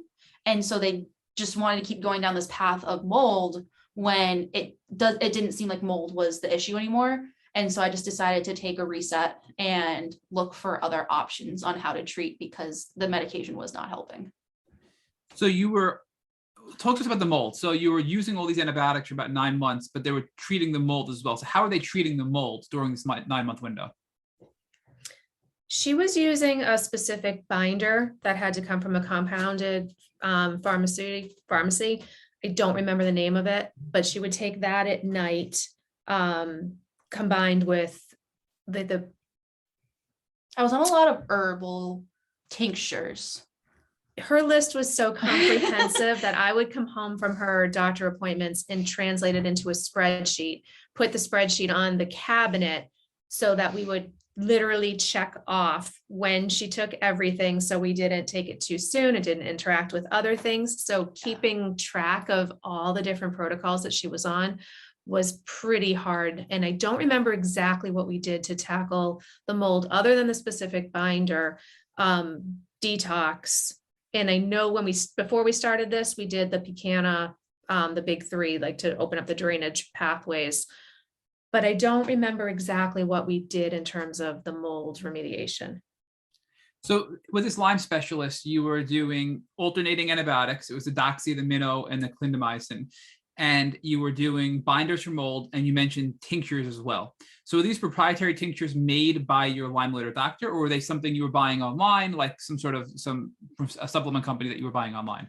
Yeah, so he had it all in this, like in his office that you could just buy. And so they were made by other companies, but they were ones that he approved of and saw other people improving with. Did you ever look into to see what were those tinctures, what specific herbs, what specific blends, or is that something at that point you didn't really dive that deep into? We knew some of them, like we were doing, you might know if I say the ABART, I forget the name of the manufacturer of that protocol. So we were doing some of those. They would throw different things to see if something stuck with her, and it usually didn't. So she was on the ABART for a while. Was it was it Byron White? Was it Yes, his products? yes, that's Byron White exactly what it protocols. was. Thank you. Yep. So cat's claw is a very strong, antimicrobial as well. So it sounds like though you were doing all these things and you still weren't getting better, right? So I have to ask at this point, so you did stop at the end of the 9 months. Looking back now, why do you think you didn't get better when you were on binders, herbals, and antibiotics? What is your thought today as to why that wasn't a good combination and why you continued to get worse and never get better? I think it was really from the antibiotics. I think even as a kid, medication just never sat well with me. And so putting all of this medication in my body, in a body that doesn't detox well to begin with, and then to expect my gut to be fine with that, it wasn't.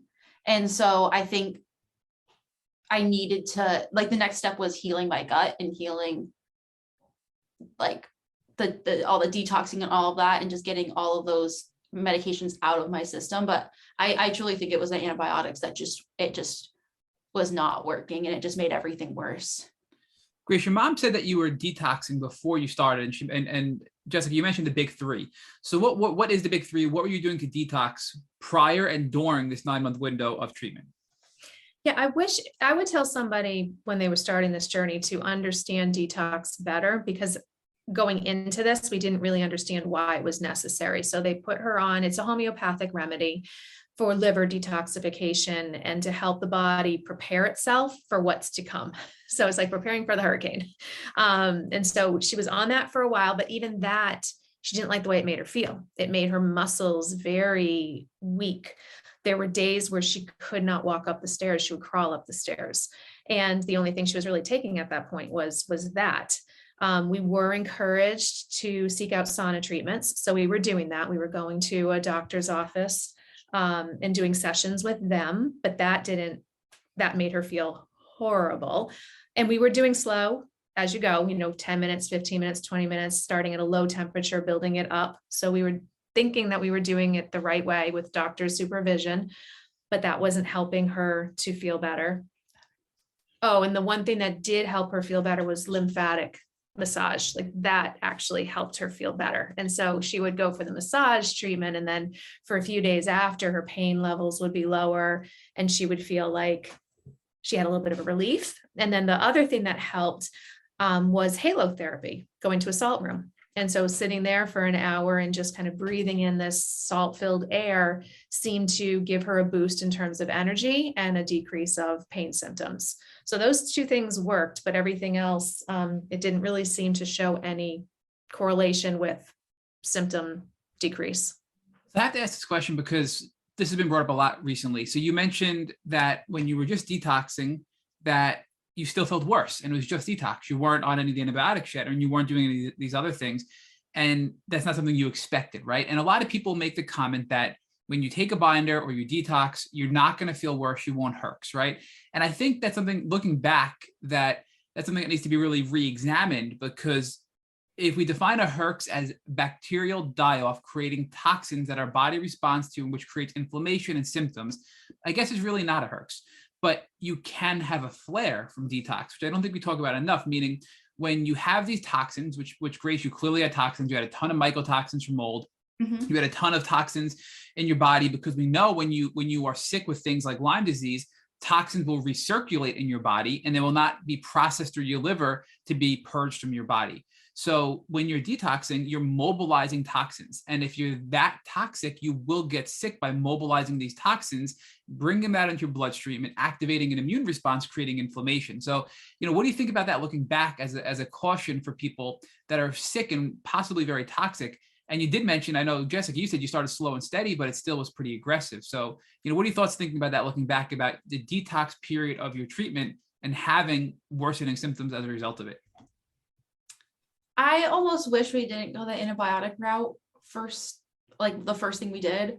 I wish we had looked more into the natural route and tried that first, because I feel like it maybe wouldn't have been as much of a reaction. so quickly.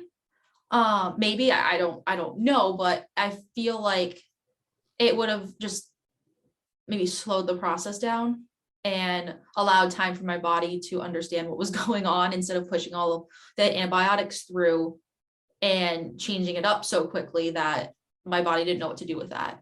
And so just that and drinking more water, because every time I went to the doctor, I didn't drink enough water. Hydration is huge, but I think you're hitting on something here that is interesting, because you're taking antibiotics, which we know antibiotic usage will create candida in your gut. And we know candida in your gut will prevent you from properly detoxing, and you're having trouble to detox to begin with. So you're using antibiotics, which are killing pathogens, but you're making your detox problem even worse, and you're becoming more toxic, right? So, it's sort of this battle of, we're going to mobilize the toxins by detoxing. We're taking antibiotics, which is creating candida, which is making us not be able to detox as well. We're recirculating toxins, and your body was just going through this war, right? So, it was interesting and Rich was shaking his head, for those that obviously can't see it on this podcast, about just going with the natural route and going slow and steady, you wouldn't have reacted as bad. But, Rich, who's healthy, recently has gone through a detox regimen.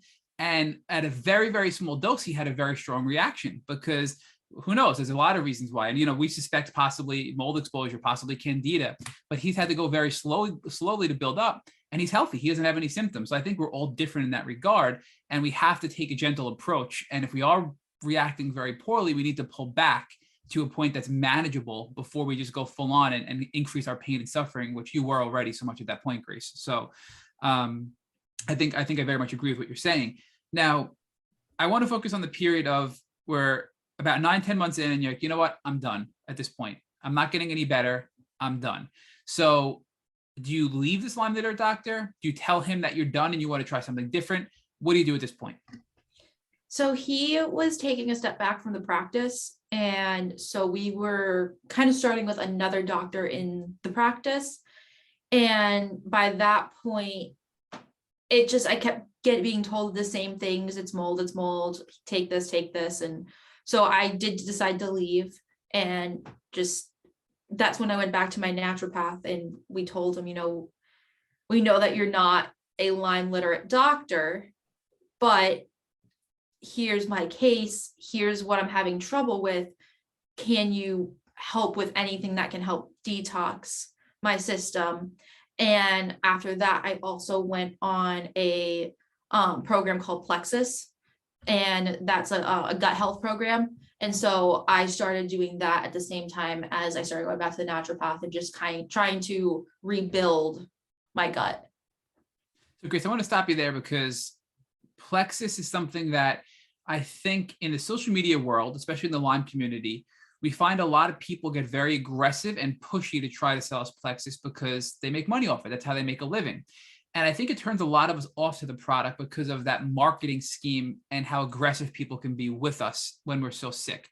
But I guess the question I want to ask you, despite all that and how it can be a turnoff, do you believe Plexus was helpful or powerful in your healing journey? I do. I actually was one of my youth leaders in high school who was, the seller of it, and it completely fixed her rheumatoid arthritis. And she sent me videos on how it had affected people in the Lyme community. And at this point, I was just willing to try anything that wasn't antibiotics. And so since I had heard good things about it, she had a very positive response to it. I trusted her. I did decide to give that a try. And I really do think that that was a part of healing and starting to feel better was the regimen that program puts you on. And you're not alone. Leanne Escobar, who we love and interviewed on this podcast, she uses Plexus on a regular basis as well and had great benefits from it, specifically with repairing her gut health. So is that where you feel it really helped you the most, is with repairing the damage to your gut from the antibiotics? Yes, I do. After I started Plexus, a lot of, because I would start having stomach aches or no appetite, I wouldn't want to eat. And after I started Plexus, I could tell that my stomach was feeling better. I was starting to get an appetite back. Even like my skin tone was starting to come, like I was very pale and washed out and I looked sick. And after starting that, I noticed my hair was coming in like thicker because I had lost so much of it. And that I physically was starting to look a little bit better and more like myself. And it didn't help necessarily with like the fatigue or anything, but I think it definitely helped with the gut and allowing me to feel better in that aspect. And I guess as your gut's feeling better and you're able to eat more, you're getting more nutrition. And we know that nutrition is really important in recovery as well, right? And we know that vegetables and fibrous foods are going to help you detox more than any pharmaceutical, right? So as you're healing your gut and you're able to eat more, it now becomes this multiply effect where you're getting nutrition to help recover and restore your body as well, right? Right. And I think like another aspect of the nutrition was a couple months after that. This was in November of 2020. I sat down with a nutritionist because at this time I was pulling people from all different aspects of the natural world to kind of create a team versus just having one doctor, but almost having a team of people to help in different areas of my life. And so she actually came from my naturopath office, but had started her own practice. So I went to her and I sat down with her, told her what I was looking for in my goals and what I wanted in a year to feel like. And so I ended up taking a food sensitivity test with her. And before this, I had added a lot of protein into my life to start like just eating healthier. And because after a year of baking during COVID and then add Lyme back on it, I was not my healthiest and I wanted to get back to being healthy. And so I added, I started cutting some carbs. I started adding protein. So eggs, peanut butter, like chicken, all these things to help just give me that protein to build back my muscle.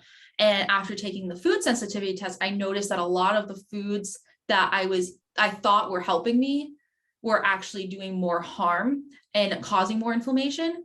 So the peanut butter was a very high marker. Eggs were a very high marker, along with gluten and dairy, which I had already known. Shrimp, which we were making on tacos once a week, very high marker. Blueberries, pineapples that I'd put in smoothies, very high marker. So I had to completely change how I looked at eating and change how I looked at preparing food and what foods were actually healthy for me. And it was very hard. That was a really hard day. I could still have coffee and chocolate. So we have that little hope, but I couldn't eat so many of the foods that I was used to eating.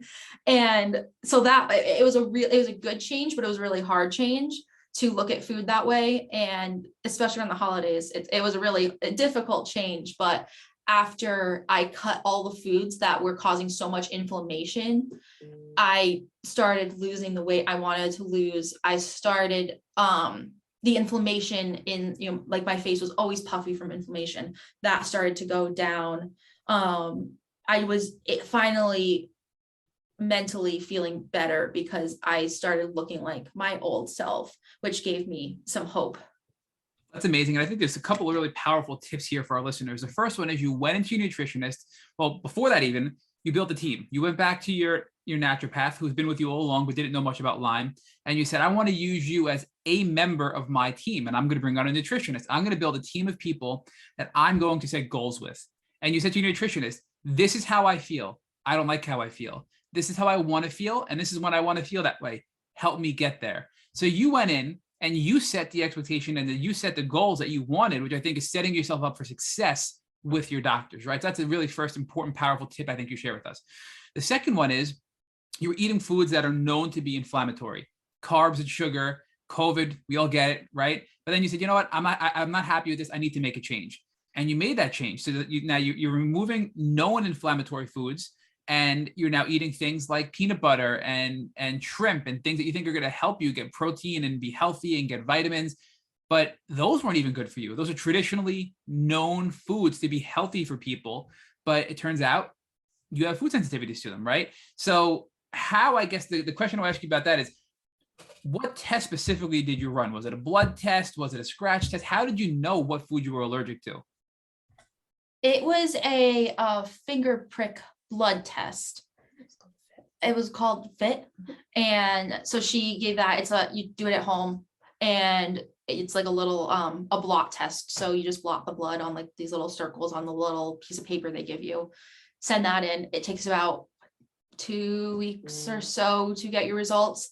And then we did the one that would show you the most results. There's like different levels of the food sensitivities, and they're all different. Like they cost all different amounts, but we were like, if we're going to do this, let's just do it. And so we got all of them back.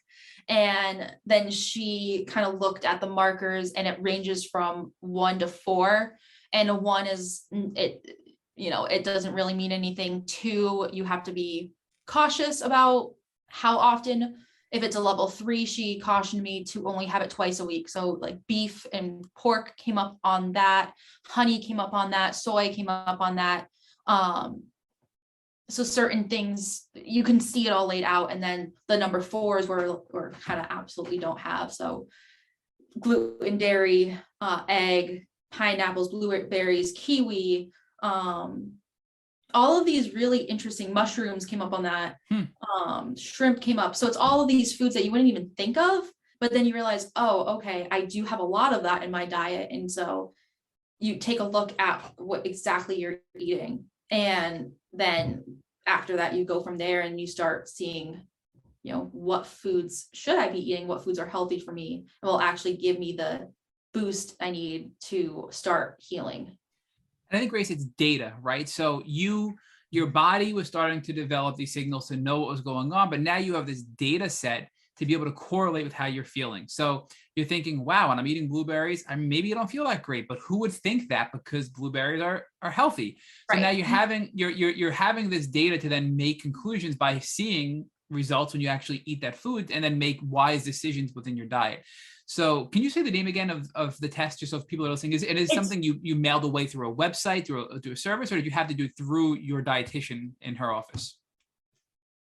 The doctor gave us the kit. It's the FIT, food sensitivity test. FIT. And so we had our next door neighbor, who's a nurse, do the finger prick because she didn't want to do it herself. And I didn't really want to do that for her. So our neighbor did the finger prick, did all the blotting, and then you package it up at home, you send it there, you pay the company directly. And then they sent the results to our naturopath or to the nutritionist. And so we made an appointment with her, and then she was able to lay it all out on the table with us and show us a different plan for what will get her to her optimal health. So Grace, now you're taking this natural approach, right? You're doing plexus, you're restoring your gut, you're eating better because of plexus, you're realizing what food you should and shouldn't have, even the ones that aren't as commonly known, and you're starting to feel better. What else are you doing? So you stop the antibiotics, you're repairing yourself from some of the damage that was done from the antibiotics. Is there anything else you're doing? Any other doctors you're seeing that are playing a role in your healing? So I started the Dr. Rawls program, the Restore Kit. And that was the first time I started seeing any glimpse of hope within the whole journey of actually having a little bit of energy. And so I did his, like, the 12 pills in the morning, 12 pills at night, and worked my way up to the 12. And I would say by 3 or 4 months in, I started noticing I was able to do things and not get as tired as quick. And so I've been on that now for a year and a half. And this summer I was even able to go hiking in Acadia, and I did like an actual real hike. And that I have to give credit to the Dr. Rawls program, because that was how I started to get my energy back and not getting super fatigued. I mean, I still get fatigued, but not as quickly. And I can actually have days where I can do things. I just want to put this in perspective, because I think it's so beautiful, your story, your transformation, that you believed you had a good quality of life when you were suffering with debilitating migraines. You couldn't read, right? I mean, I just keep going back to this because it's like how strong you are to think that that's a normal, healthy quality of life is just, for me, I'd be in bed crying, crippled, right? So to hear you tell me that is interesting. And then to say you got even worse, where you were homebound and bedbound because of the fatigue and the symptoms, and you're treating and getting worse from the antibiotics. And then thanks to natural things, and you're crediting it to the Restore Kit by Dr. Rawls and Vital Plan, and now you're a year and a half into the Restore Kit, you're hiking again, right? I mean, that is so powerful to hear you go through this journey that you've gone through and learn what you've learned. And I know that this podcast and the lessons you've taught us, and there have been so many, are going to help other people shortcut their healing journey and not have to get delayed the way you did to get to a place to feel better like you are today. And I know we all struggle. I'm not saying you're perfect today, and none of us are. And this is something that I think we learn as we go on, but it really is a beautiful transformation and a beautiful story. So is there anything else that you're doing? So obviously the Restore Kit, I mean, everybody who listens to this podcast knows Rich and I are a huge fan. We both take it. It's been transformational in my life. It's been transformational in Rich's life. It's so many people we know take it and have had great benefits from it. But is there anything else you're doing? So you got Plexus, you have dietary changes, you have the Restore Kit, which the Restore Kit obviously is antimicrobial, antiviral, antiparasitic. It's immune modulating. I mean, it helps your cells and helps repair cellular damage. But is there anything else you're doing up until the present date that you feel has been helpful in your healing journey? I have been working with a massage therapist. I started with him. It's funny, he was actually one of the dads at my photo shoots. And he said, "Oh, I'm a massage therapist." And I said, "Oh, I'm going to come to you." And so that was over a year ago. And he's been helping me. I noticed that, I've been trying to see if I can push it like to a month in between visits. And I definitely know he's helping because my month is almost up and I'm ready to go back to him. And so he's been definitely helping me. And then I've been working with a chiropractor, neurologist, physical therapist, all in one, who understands Lyme, which does that work? It's a chiropractor, neurologist, physical therapist. Yes. Right? Is that what you said? So how does that work? What do they do? So he actually understands Lyme because he has had Lyme, which is that's such a great blessing just in that, because he understands that every week I come to him with some kind of different symptom and he fixes it. And so he's been working a lot with the brain connection to everything and all the pathways being right and mine are not right. And so he's been trying to fix that, especially with the numbness and the tingling in my back. And so we've been doing, remind me, what is the ear? I don't have to pronounce it vagus or vagus nerve. Vagus nerve. Yep. Yes. So we've been doing therapy for that. And I have noticed that my back, like the tingling and the numbness has gotten a lot better. It kind of goes like a roller coaster up and down, but right now I'm in the up period where it's not bothering me nearly as much. And that was not the case since before, like every day it was acting up, and now it's not every day. And so we've been doing that. And then he also has been adjusting me chiropractic wise only when he needs to, and very specific treatments where I've gone to other chiropractors and it's like a blanket, we're just going to do all of this and you're good, where his is very specific to what I'm feeling and how, like I went in 2 weeks ago with he diagnosed as carpal tunnel in my wrist, and he did specific treatments to just that. And it was gone the next day. And so he will do that. And then also the physical therapy side of trying to rebuild my muscles. That's what we were working on. And then I got COVID in December, and that has been kind of on the back plate, or back burner, but that was what we were working on. It's just certain exercises to try and rebuild my muscle and strengthen my muscles so that I don't get as fatigued as quickly. So Grace, I just want to make another observation. You are recovering from Lyme disease. You get COVID in December, which in many Lyme patients, it cripples them and brings them back to, -20, right? It makes them worse than they were at their worst. And yet here you are today, I mean, hours into a podcast and doing so much better, which I think, again, is proof positive that you're doing things right? I mean, that's got to be more validation than anything for you. No, it definitely is. And it's definitely, it's really nice just to be able to do things again and feel like I am that 21-year-old who can do normal 21-year-old things again. I still proceed with caution. I still, if I know that if I'm driving for extended hours that I'm going to be hurting, or if I, am running, that's going to hurt. Maybe I shouldn't do that. And I don't listen to myself very often, but I'm at a point where I am able to say yes to more and able to go out and do things and start planning things for the future and exciting things. And so, yeah, it is exciting. So I'm going to ask you this really annoying and weird question that I like to ask before Rich picks up again is, if you were in the grocery store and sparked up a conversation with somebody and they told you that they were just diagnosed with late stage Lyme disease and they were suffering greatly, what advice would you give them based on your own experiences and trial and error and learning experience you had to go through to get to where you are today? I really would encourage them to look into the Vital Plan, because I do feel like that was my turning point. and it can't hurt to try. And it's also one of the lesser expensive things out there to try to do. Other than that, take the rest you need to take. Even though it's really hard, like watch the TV show you want to watch. Just like allow your body to rest because it is what it needs. And also I would join some of the Facebook groups out there, just because all the people on there all understand what you're going through. And so if you have a question or you need help with something, you can reach out on there and people will answer you. I know I've done that several times and they all come back with answers, and it's very validating, especially if something is kind of like, I was having this weird itching after COVID and I didn't know if it was COVID or if it was Lyme, because they are very similar. And we put it on the question, like we put a question on the group and they all answered, yep, it's normal. And that just makes you feel a sense of peace about everything. And so you're just having a community to kind of support you, because sometimes your friends and family won't.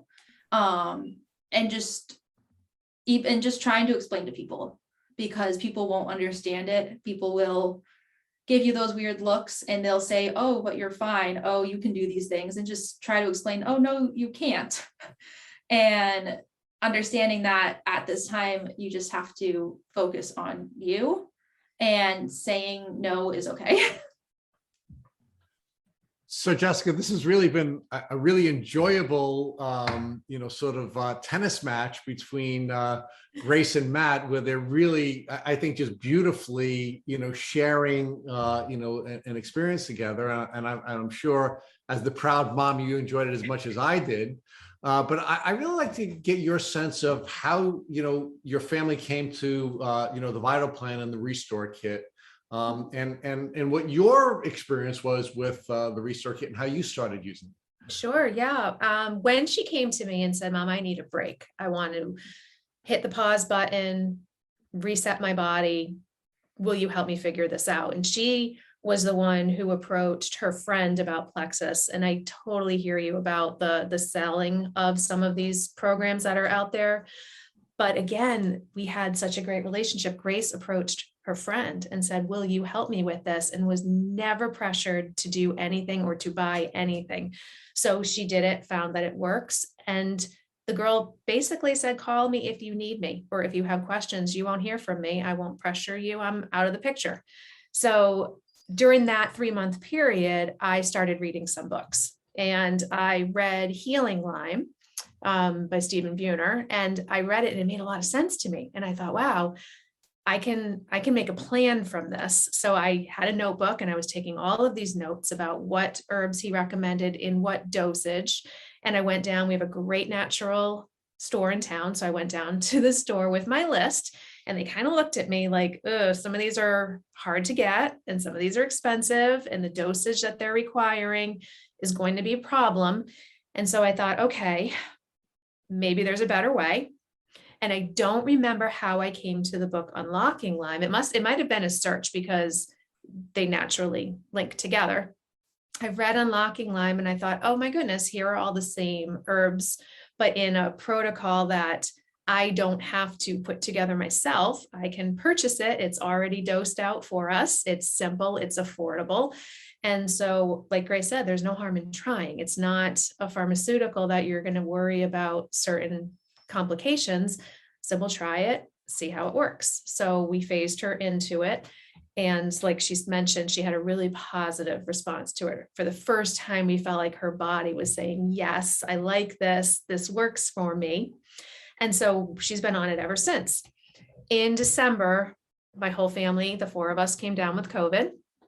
And it was more the traditional COVID experience. It wasn't the variant that's, milder. This was true. We were sick, and I wanted to get better. And it was a little bit more intense than I had thought it would have been. So I looked at all of her supplements and I thought, these are all things that are meant to boost the immune system. So why wouldn't I apply that to what I'm going through right now and make my immune system as strong as it possibly can be?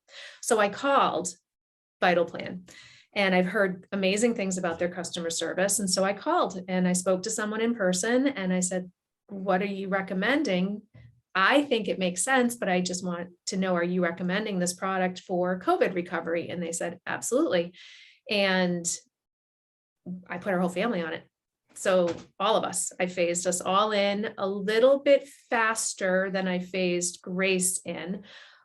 We're all still taking it. We've all been taking it for 6 weeks now. And I definitely credit it with getting us over that last bit of recovery and keeping us strong. And I said, we're definitely staying on it for the duration of this winter until we're back outside and we're moving around and we're getting vitamin D and we're back out in nature, but we're all on it for the next 6 months so that we can just keep our immune system optimal.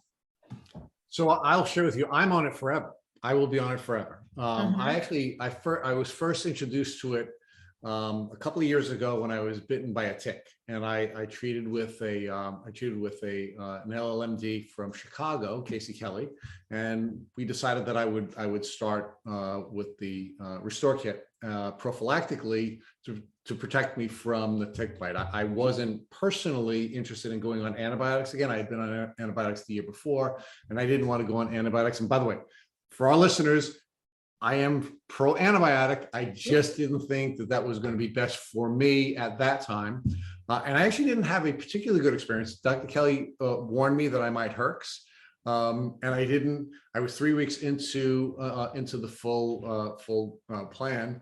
And then she was going to have me on a 9-month, she was going to have me on a 9-month protocol where I was going to be taking only one of the bottles for 9 months. And when I herxed, I didn't know what it was, and I felt badly, and I ended up throwing the Restore Kit out because I didn't realize I was herxing, and I didn't realize what it meant.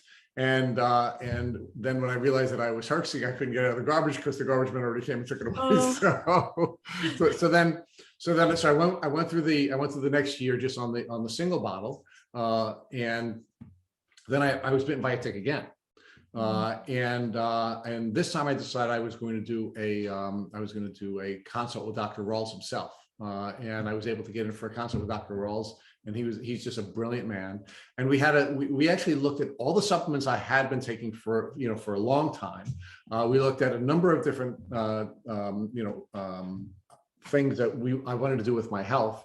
And then we just sort of outlined a good, a better, and a best plan for me. And as it turns out, being on 50% of the Restore Kit was going to be the best option for me. So I actually take half of it, and I've been on half of it well over a year now, and I can't tell you how much better I feel, in addition to some of the other things that I'm doing.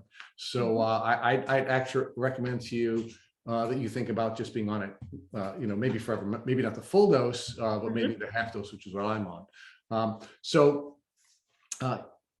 Talk about what other things that your daughter is doing in addition to the Restore Kit, because I know there are some other tools that she's using. I wonder whether you're using chlorella or CBD oil or any of those other things that your daughter's been using. I'm actually not. No, I just do the Restore Kit, and that's all I'm taking right now. So, Grace, I understand that you're taking chlorella, and you're also using CBD oil. So talk about whether or not those tools are helpful to you and what role you think they're playing in your restoration of your health. So I was taking CBD oil, but it didn't do anything. And so I might go back on it just for the inflammation aspect, but not to expect like any pain to be better. But yeah, I tried the topical cream, and I think I got it from Young Living, and it didn't really do anything. And so I gave it to my grandmother, and she loves it. And so it shows you how different things react for different people. But I have done the tincture, and so I might go back on that. The chlorella, which is that? You were on that, but no longer. Okay. Mm-hmm. So now, one of the things I'd recommend that you think about doing is maybe trying different brands of CBD. I had actually tried several different brands, and I was using it for two purposes. One, it was helping me sleep. So that there were different types of CBD and different brands of CBD. So you want to think about you want a full spectrum or you want some other. And we recently interviewed a young woman who started a company, somebody who has Lyme disease, named Ergo Hemco. And she actually has a CBD, which is awesome. It is fantastic. And she also has, a rub. And Matt had given me several different, like we get a lot of samples from different companies that are sending us stuff. That's one of the cool things, I guess, about having a podcast. And none of them ever worked for me until Ergo Hemco. I bought the rub from her.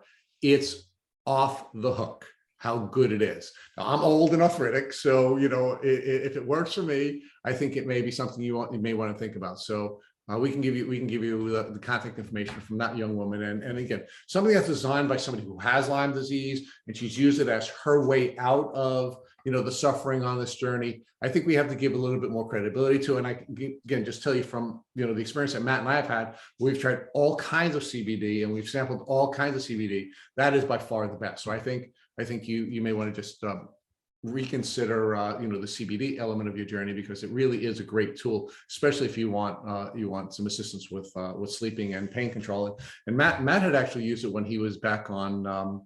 Matt had been reinfected, and he actually used the CBD as a vehicle for helping him with his nausea when he was taking antibiotics, and it was really helpful for him as well. So, we find it to be a fantastic tool. So again, I'll just pass it on to you. So, Jessica, let's talk about the transformation, right? I mean, I can tell you that I've been transformed by this experience, meaning we recently did a series of videos for one of the testing companies, actually, Genix. Matt and I were asked to do some videos. And one of the things that came to me is that like every part of my life is different, because I've learned so much from so many of our guests, and little by little, I was like working them into my life. Like I often call myself, Matt's minor bird, because when Matt would be anxious about trying something, he would say, "Hey, Rich, why don't you try it? You're healthy." And I was like, "All right, I'll try it." And, and I have all these little things that have sort of added into my life. So talk to me how this has been transformational, not just for Grace, but how has it been transformational for you and the rest of your family? I know for myself, it's taught me a lot about being intentional with your life and your health, and taking a hard look at what we're eating, how we're eating, what our habits are, what we enjoy doing. I mean, how we spend time together, what we can do and what we can't do, and saying yes to what we want to say yes to and no to what we don't want to say yes to. That it's really made me reflect on how I want to live and what I want to have in my life as I live. Like, what does our best life look like? Because when you have chronic illness enter your family or into your life, it realigns everything in a different way. And so I think for myself, it's definitely realigned everything in my life. And I think for my family, it's done the same. It's made us appreciate things differently. Some of the things that we used to do, we don't do anymore. And there's no guilt or shame around that. Like, we've just decided to do things that Grace could do. We've adapted certain things to what she can do. And we've rediscovered and discovered in some cases is new things that we enjoy doing. Whether it's just a road trip around Connecticut, let's get in the car and go for a drive and discover something. We found a lot of joy in that we don't have to do things on a big grand scale, that there's a lot of beauty to be found in watching a movie together as a family with an overflowing bowl of popcorn. Like, that's a beautiful way to spend time together. So I think intentionality has really been the big thing that's come out of it for me. Yeah. So, but sort of as a predicate to the intentionality is appreciation, right? There are a lot of things you took for granted before that you don't take for granted. One of the things that I shared with the folks on the Igenix videos we did is I took my immune system for granted. It just worked, right? It just worked. I could go out and drink as much as I wanted. I could eat whatever I want. I could exercise or not exercise. I could do whatever I wanted to do, stay up late, not stay up late, right? And I just took my immune system for granted because it just worked, right? Now I don't take it for granted. It's something that I really appreciate. And I also believe that I have the responsibility of making sure that I'm intentional. I love that word that you used, intentional about everything that I do, so that I'm not only appreciating my immune system, but helping my immune system to keep me healthy. Because I've now seen in so many people and with so many, with so much suffering, what happens when your immune system doesn't work anymore and when it fails. So it's a beautiful system and it works really well, but we also should be taking some responsibility for helping that system work, right? And be intentional about all the things we do, whether it be what we're eating, what time we go to sleep, how we wake up, what we do when we wake up, and all of the different other tools we have available to us to aid our immune system, for example. So I really think that is really awesome. Now, talk to us about how your family's been transformed as well. I mean, there's just, a piece of this, and Matt talked about that in the foreshadowing part of his, his questions to your beautiful daughter. Talk to us about how this has been transformational for your family and how your family is now giving back. And what was the trigger for that give back that you're now doing?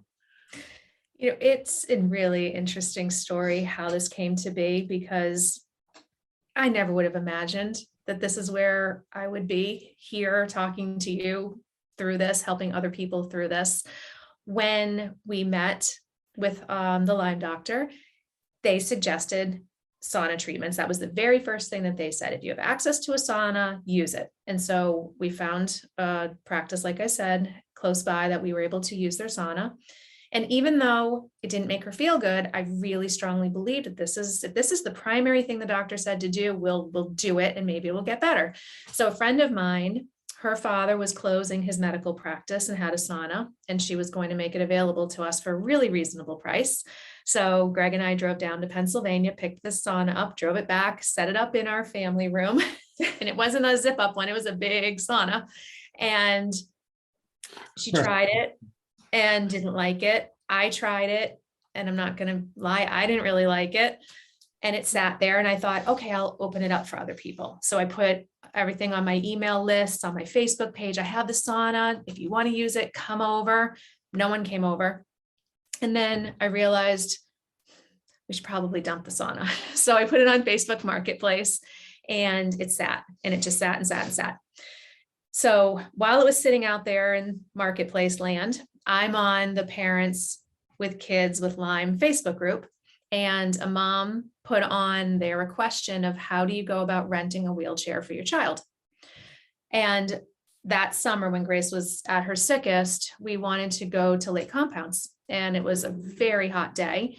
And Lake Compounce is not a huge Six Flags amusement park, but it was much more than she could handle walking. So I went to our surgical pharmacy in town and I rented her a wheelchair for the day. And they were amazing. They gave it to us for the whole weekend for the price of one day. So we had it.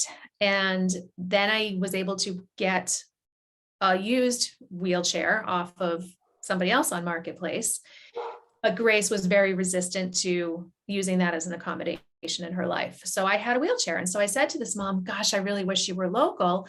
I'd give you mine. We're not using it. And this parents group is an international Facebook group. There's thousands of people on it.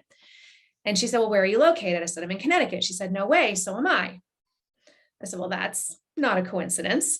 So we met up at a coffee shop, and I met her daughter, who was newly diagnosed, having a lot of balance issues with her diagnosis. I gave her the wheelchair, and we were talking about how there needs to be the next step, that we have these communities on Facebook and they're so wonderful and supportive, but we need something locally. We need parents to connect with each other. And we were talking as parents to partner with each other. So if you have something that you're not using and they need it, we can share. So that's where the idea of having a partnership was born.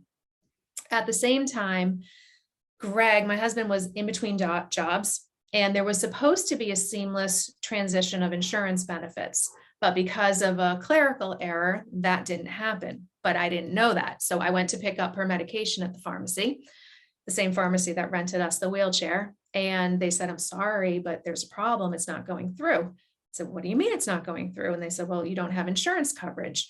So immediately I panicked, but my default was, well, how much is it out of pocket? Maybe I'll just pay for it. And they said, well, it's almost $1,000. And I thought, wow, I can't just pay for that. So I went out to the car. I went out to the car and I called Greg, and I had a little meltdown, and I said, I need to get my kid her medication, but I don't have $1,000. So what am I going to do? So I went back inside, and the pharmacist said, I'll give you 2 or 3 days that you can pay for out of pocket. That'll give you enough time to fix the insurance issue.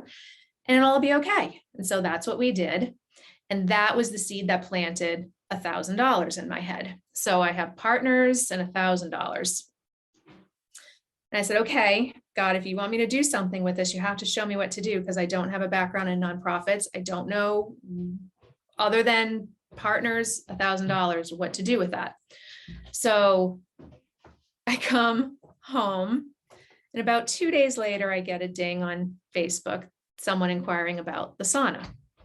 So it turns out this person wanted to come over and look at it. They're in my neighborhood, and they said, if we like it, will you take $1,000?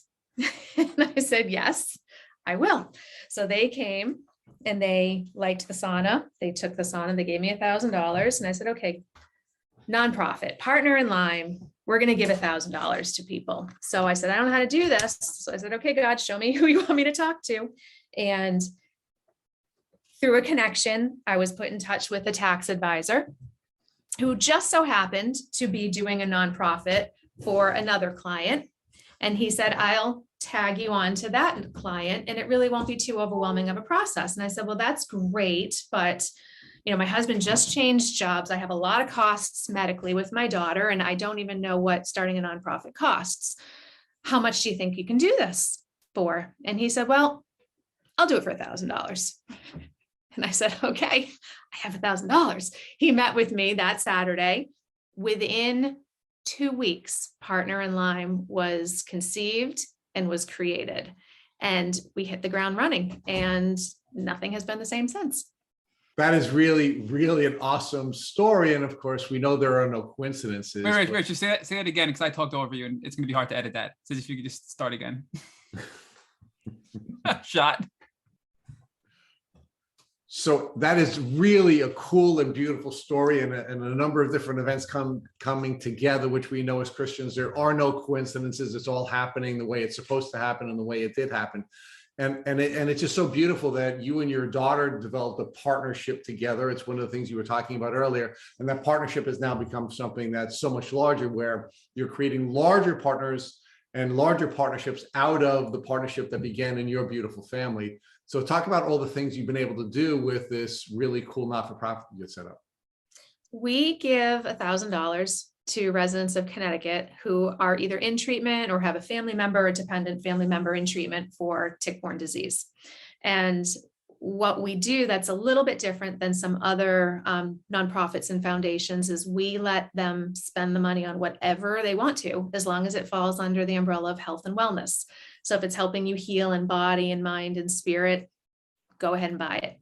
And so we've had people pay for doctors, pay for special ed blood work, buy themselves saunas that help them, do essential oils, the Vital Plan, just a whole host of different options holistically and pharmaceutically, whatever they need to invest in. Because as you and I know, when all of your money is going towards the treatment of this disease, there's not a lot left over for the extra things that you'd really like to try because you're uncertain if they may work. You might hold off on PEMF treatments, or you might hold off on investing in an AMP coil or some of these other treatments that you've heard are so successful for people because you just don't have that money. So this has allowed people to try new treatments, new modalities, visit doctors, travel for treatment that they may not have been able to do otherwise. So we know that it's not going to comprehensively treat Lyme. It's not enough money to do that, but it is enough money to say, hey, we care about you. We want you to have this, go spend it on something that you've been really wishing for and wanting, but haven't been able to do. So if folks in our community would like to support your organization, how would they get in touch with you, and how could they support you? No, absolutely. Our website is partnerinlyme.org. I can be reached at info@partnerinlyme.org. And I have talked to people throughout the country, even though we're geographically centered in Connecticut. I have spoke with people from many different states, helping connect them with communities near them, helping them get hooked up with doctors in their area, and even referring them to other nonprofits that can give them funding.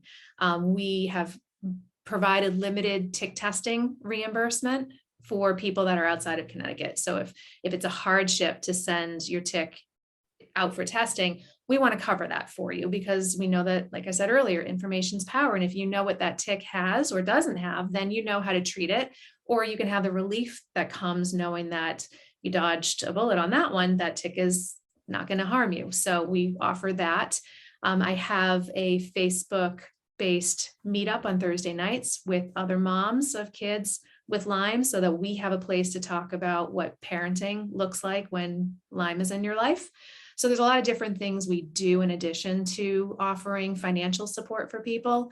And we welcome, any donations, monetary donations. We also seek donations of artwork. We just had our big fundraiser for the year. Art with Heart was last weekend, and that really launches our year and pays for a lot of our funding and our programming. So if you're an artist and you want to support us through donations of your work, we welcome that as well.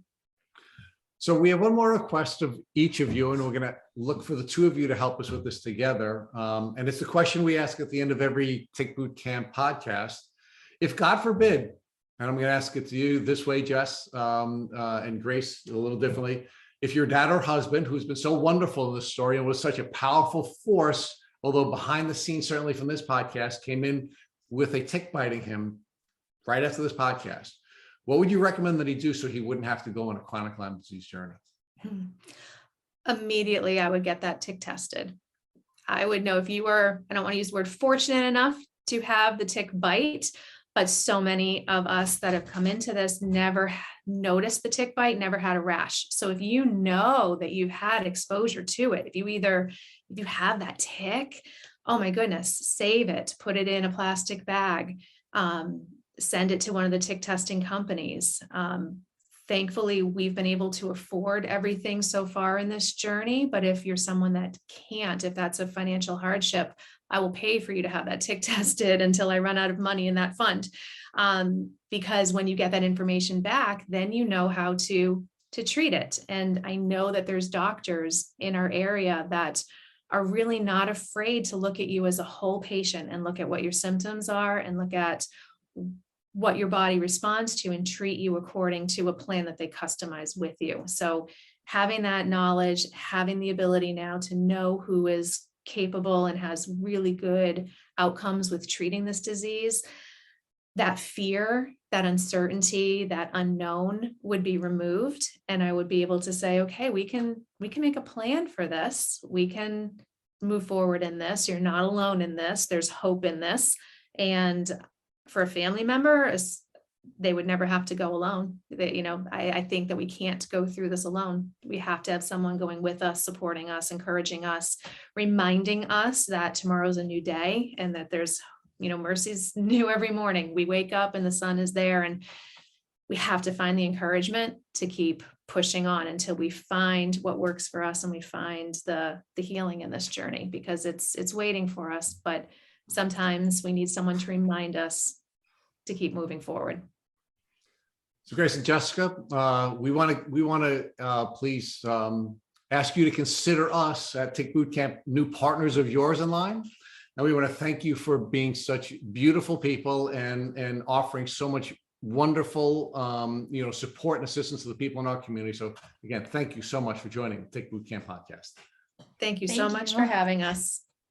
Thank you for listening to our Tick Boot Camp interview with our guests, Grace and Jessica Snajder. To our listeners, we have a call to action. First, if you'd like to learn more about Grace and Jessica, please visit them on Instagram at partnerinlyme or visit their website at partnerinlyme.org. Second, if you've enjoyed this episode of our Tick Boot Camp podcast, please share it with your friends on social media.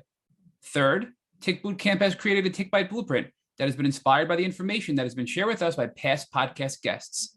We urge you to visit our website at tickbootcamp.com to view the blueprint. Please note we appreciate any input or improvements you'd like to share with us.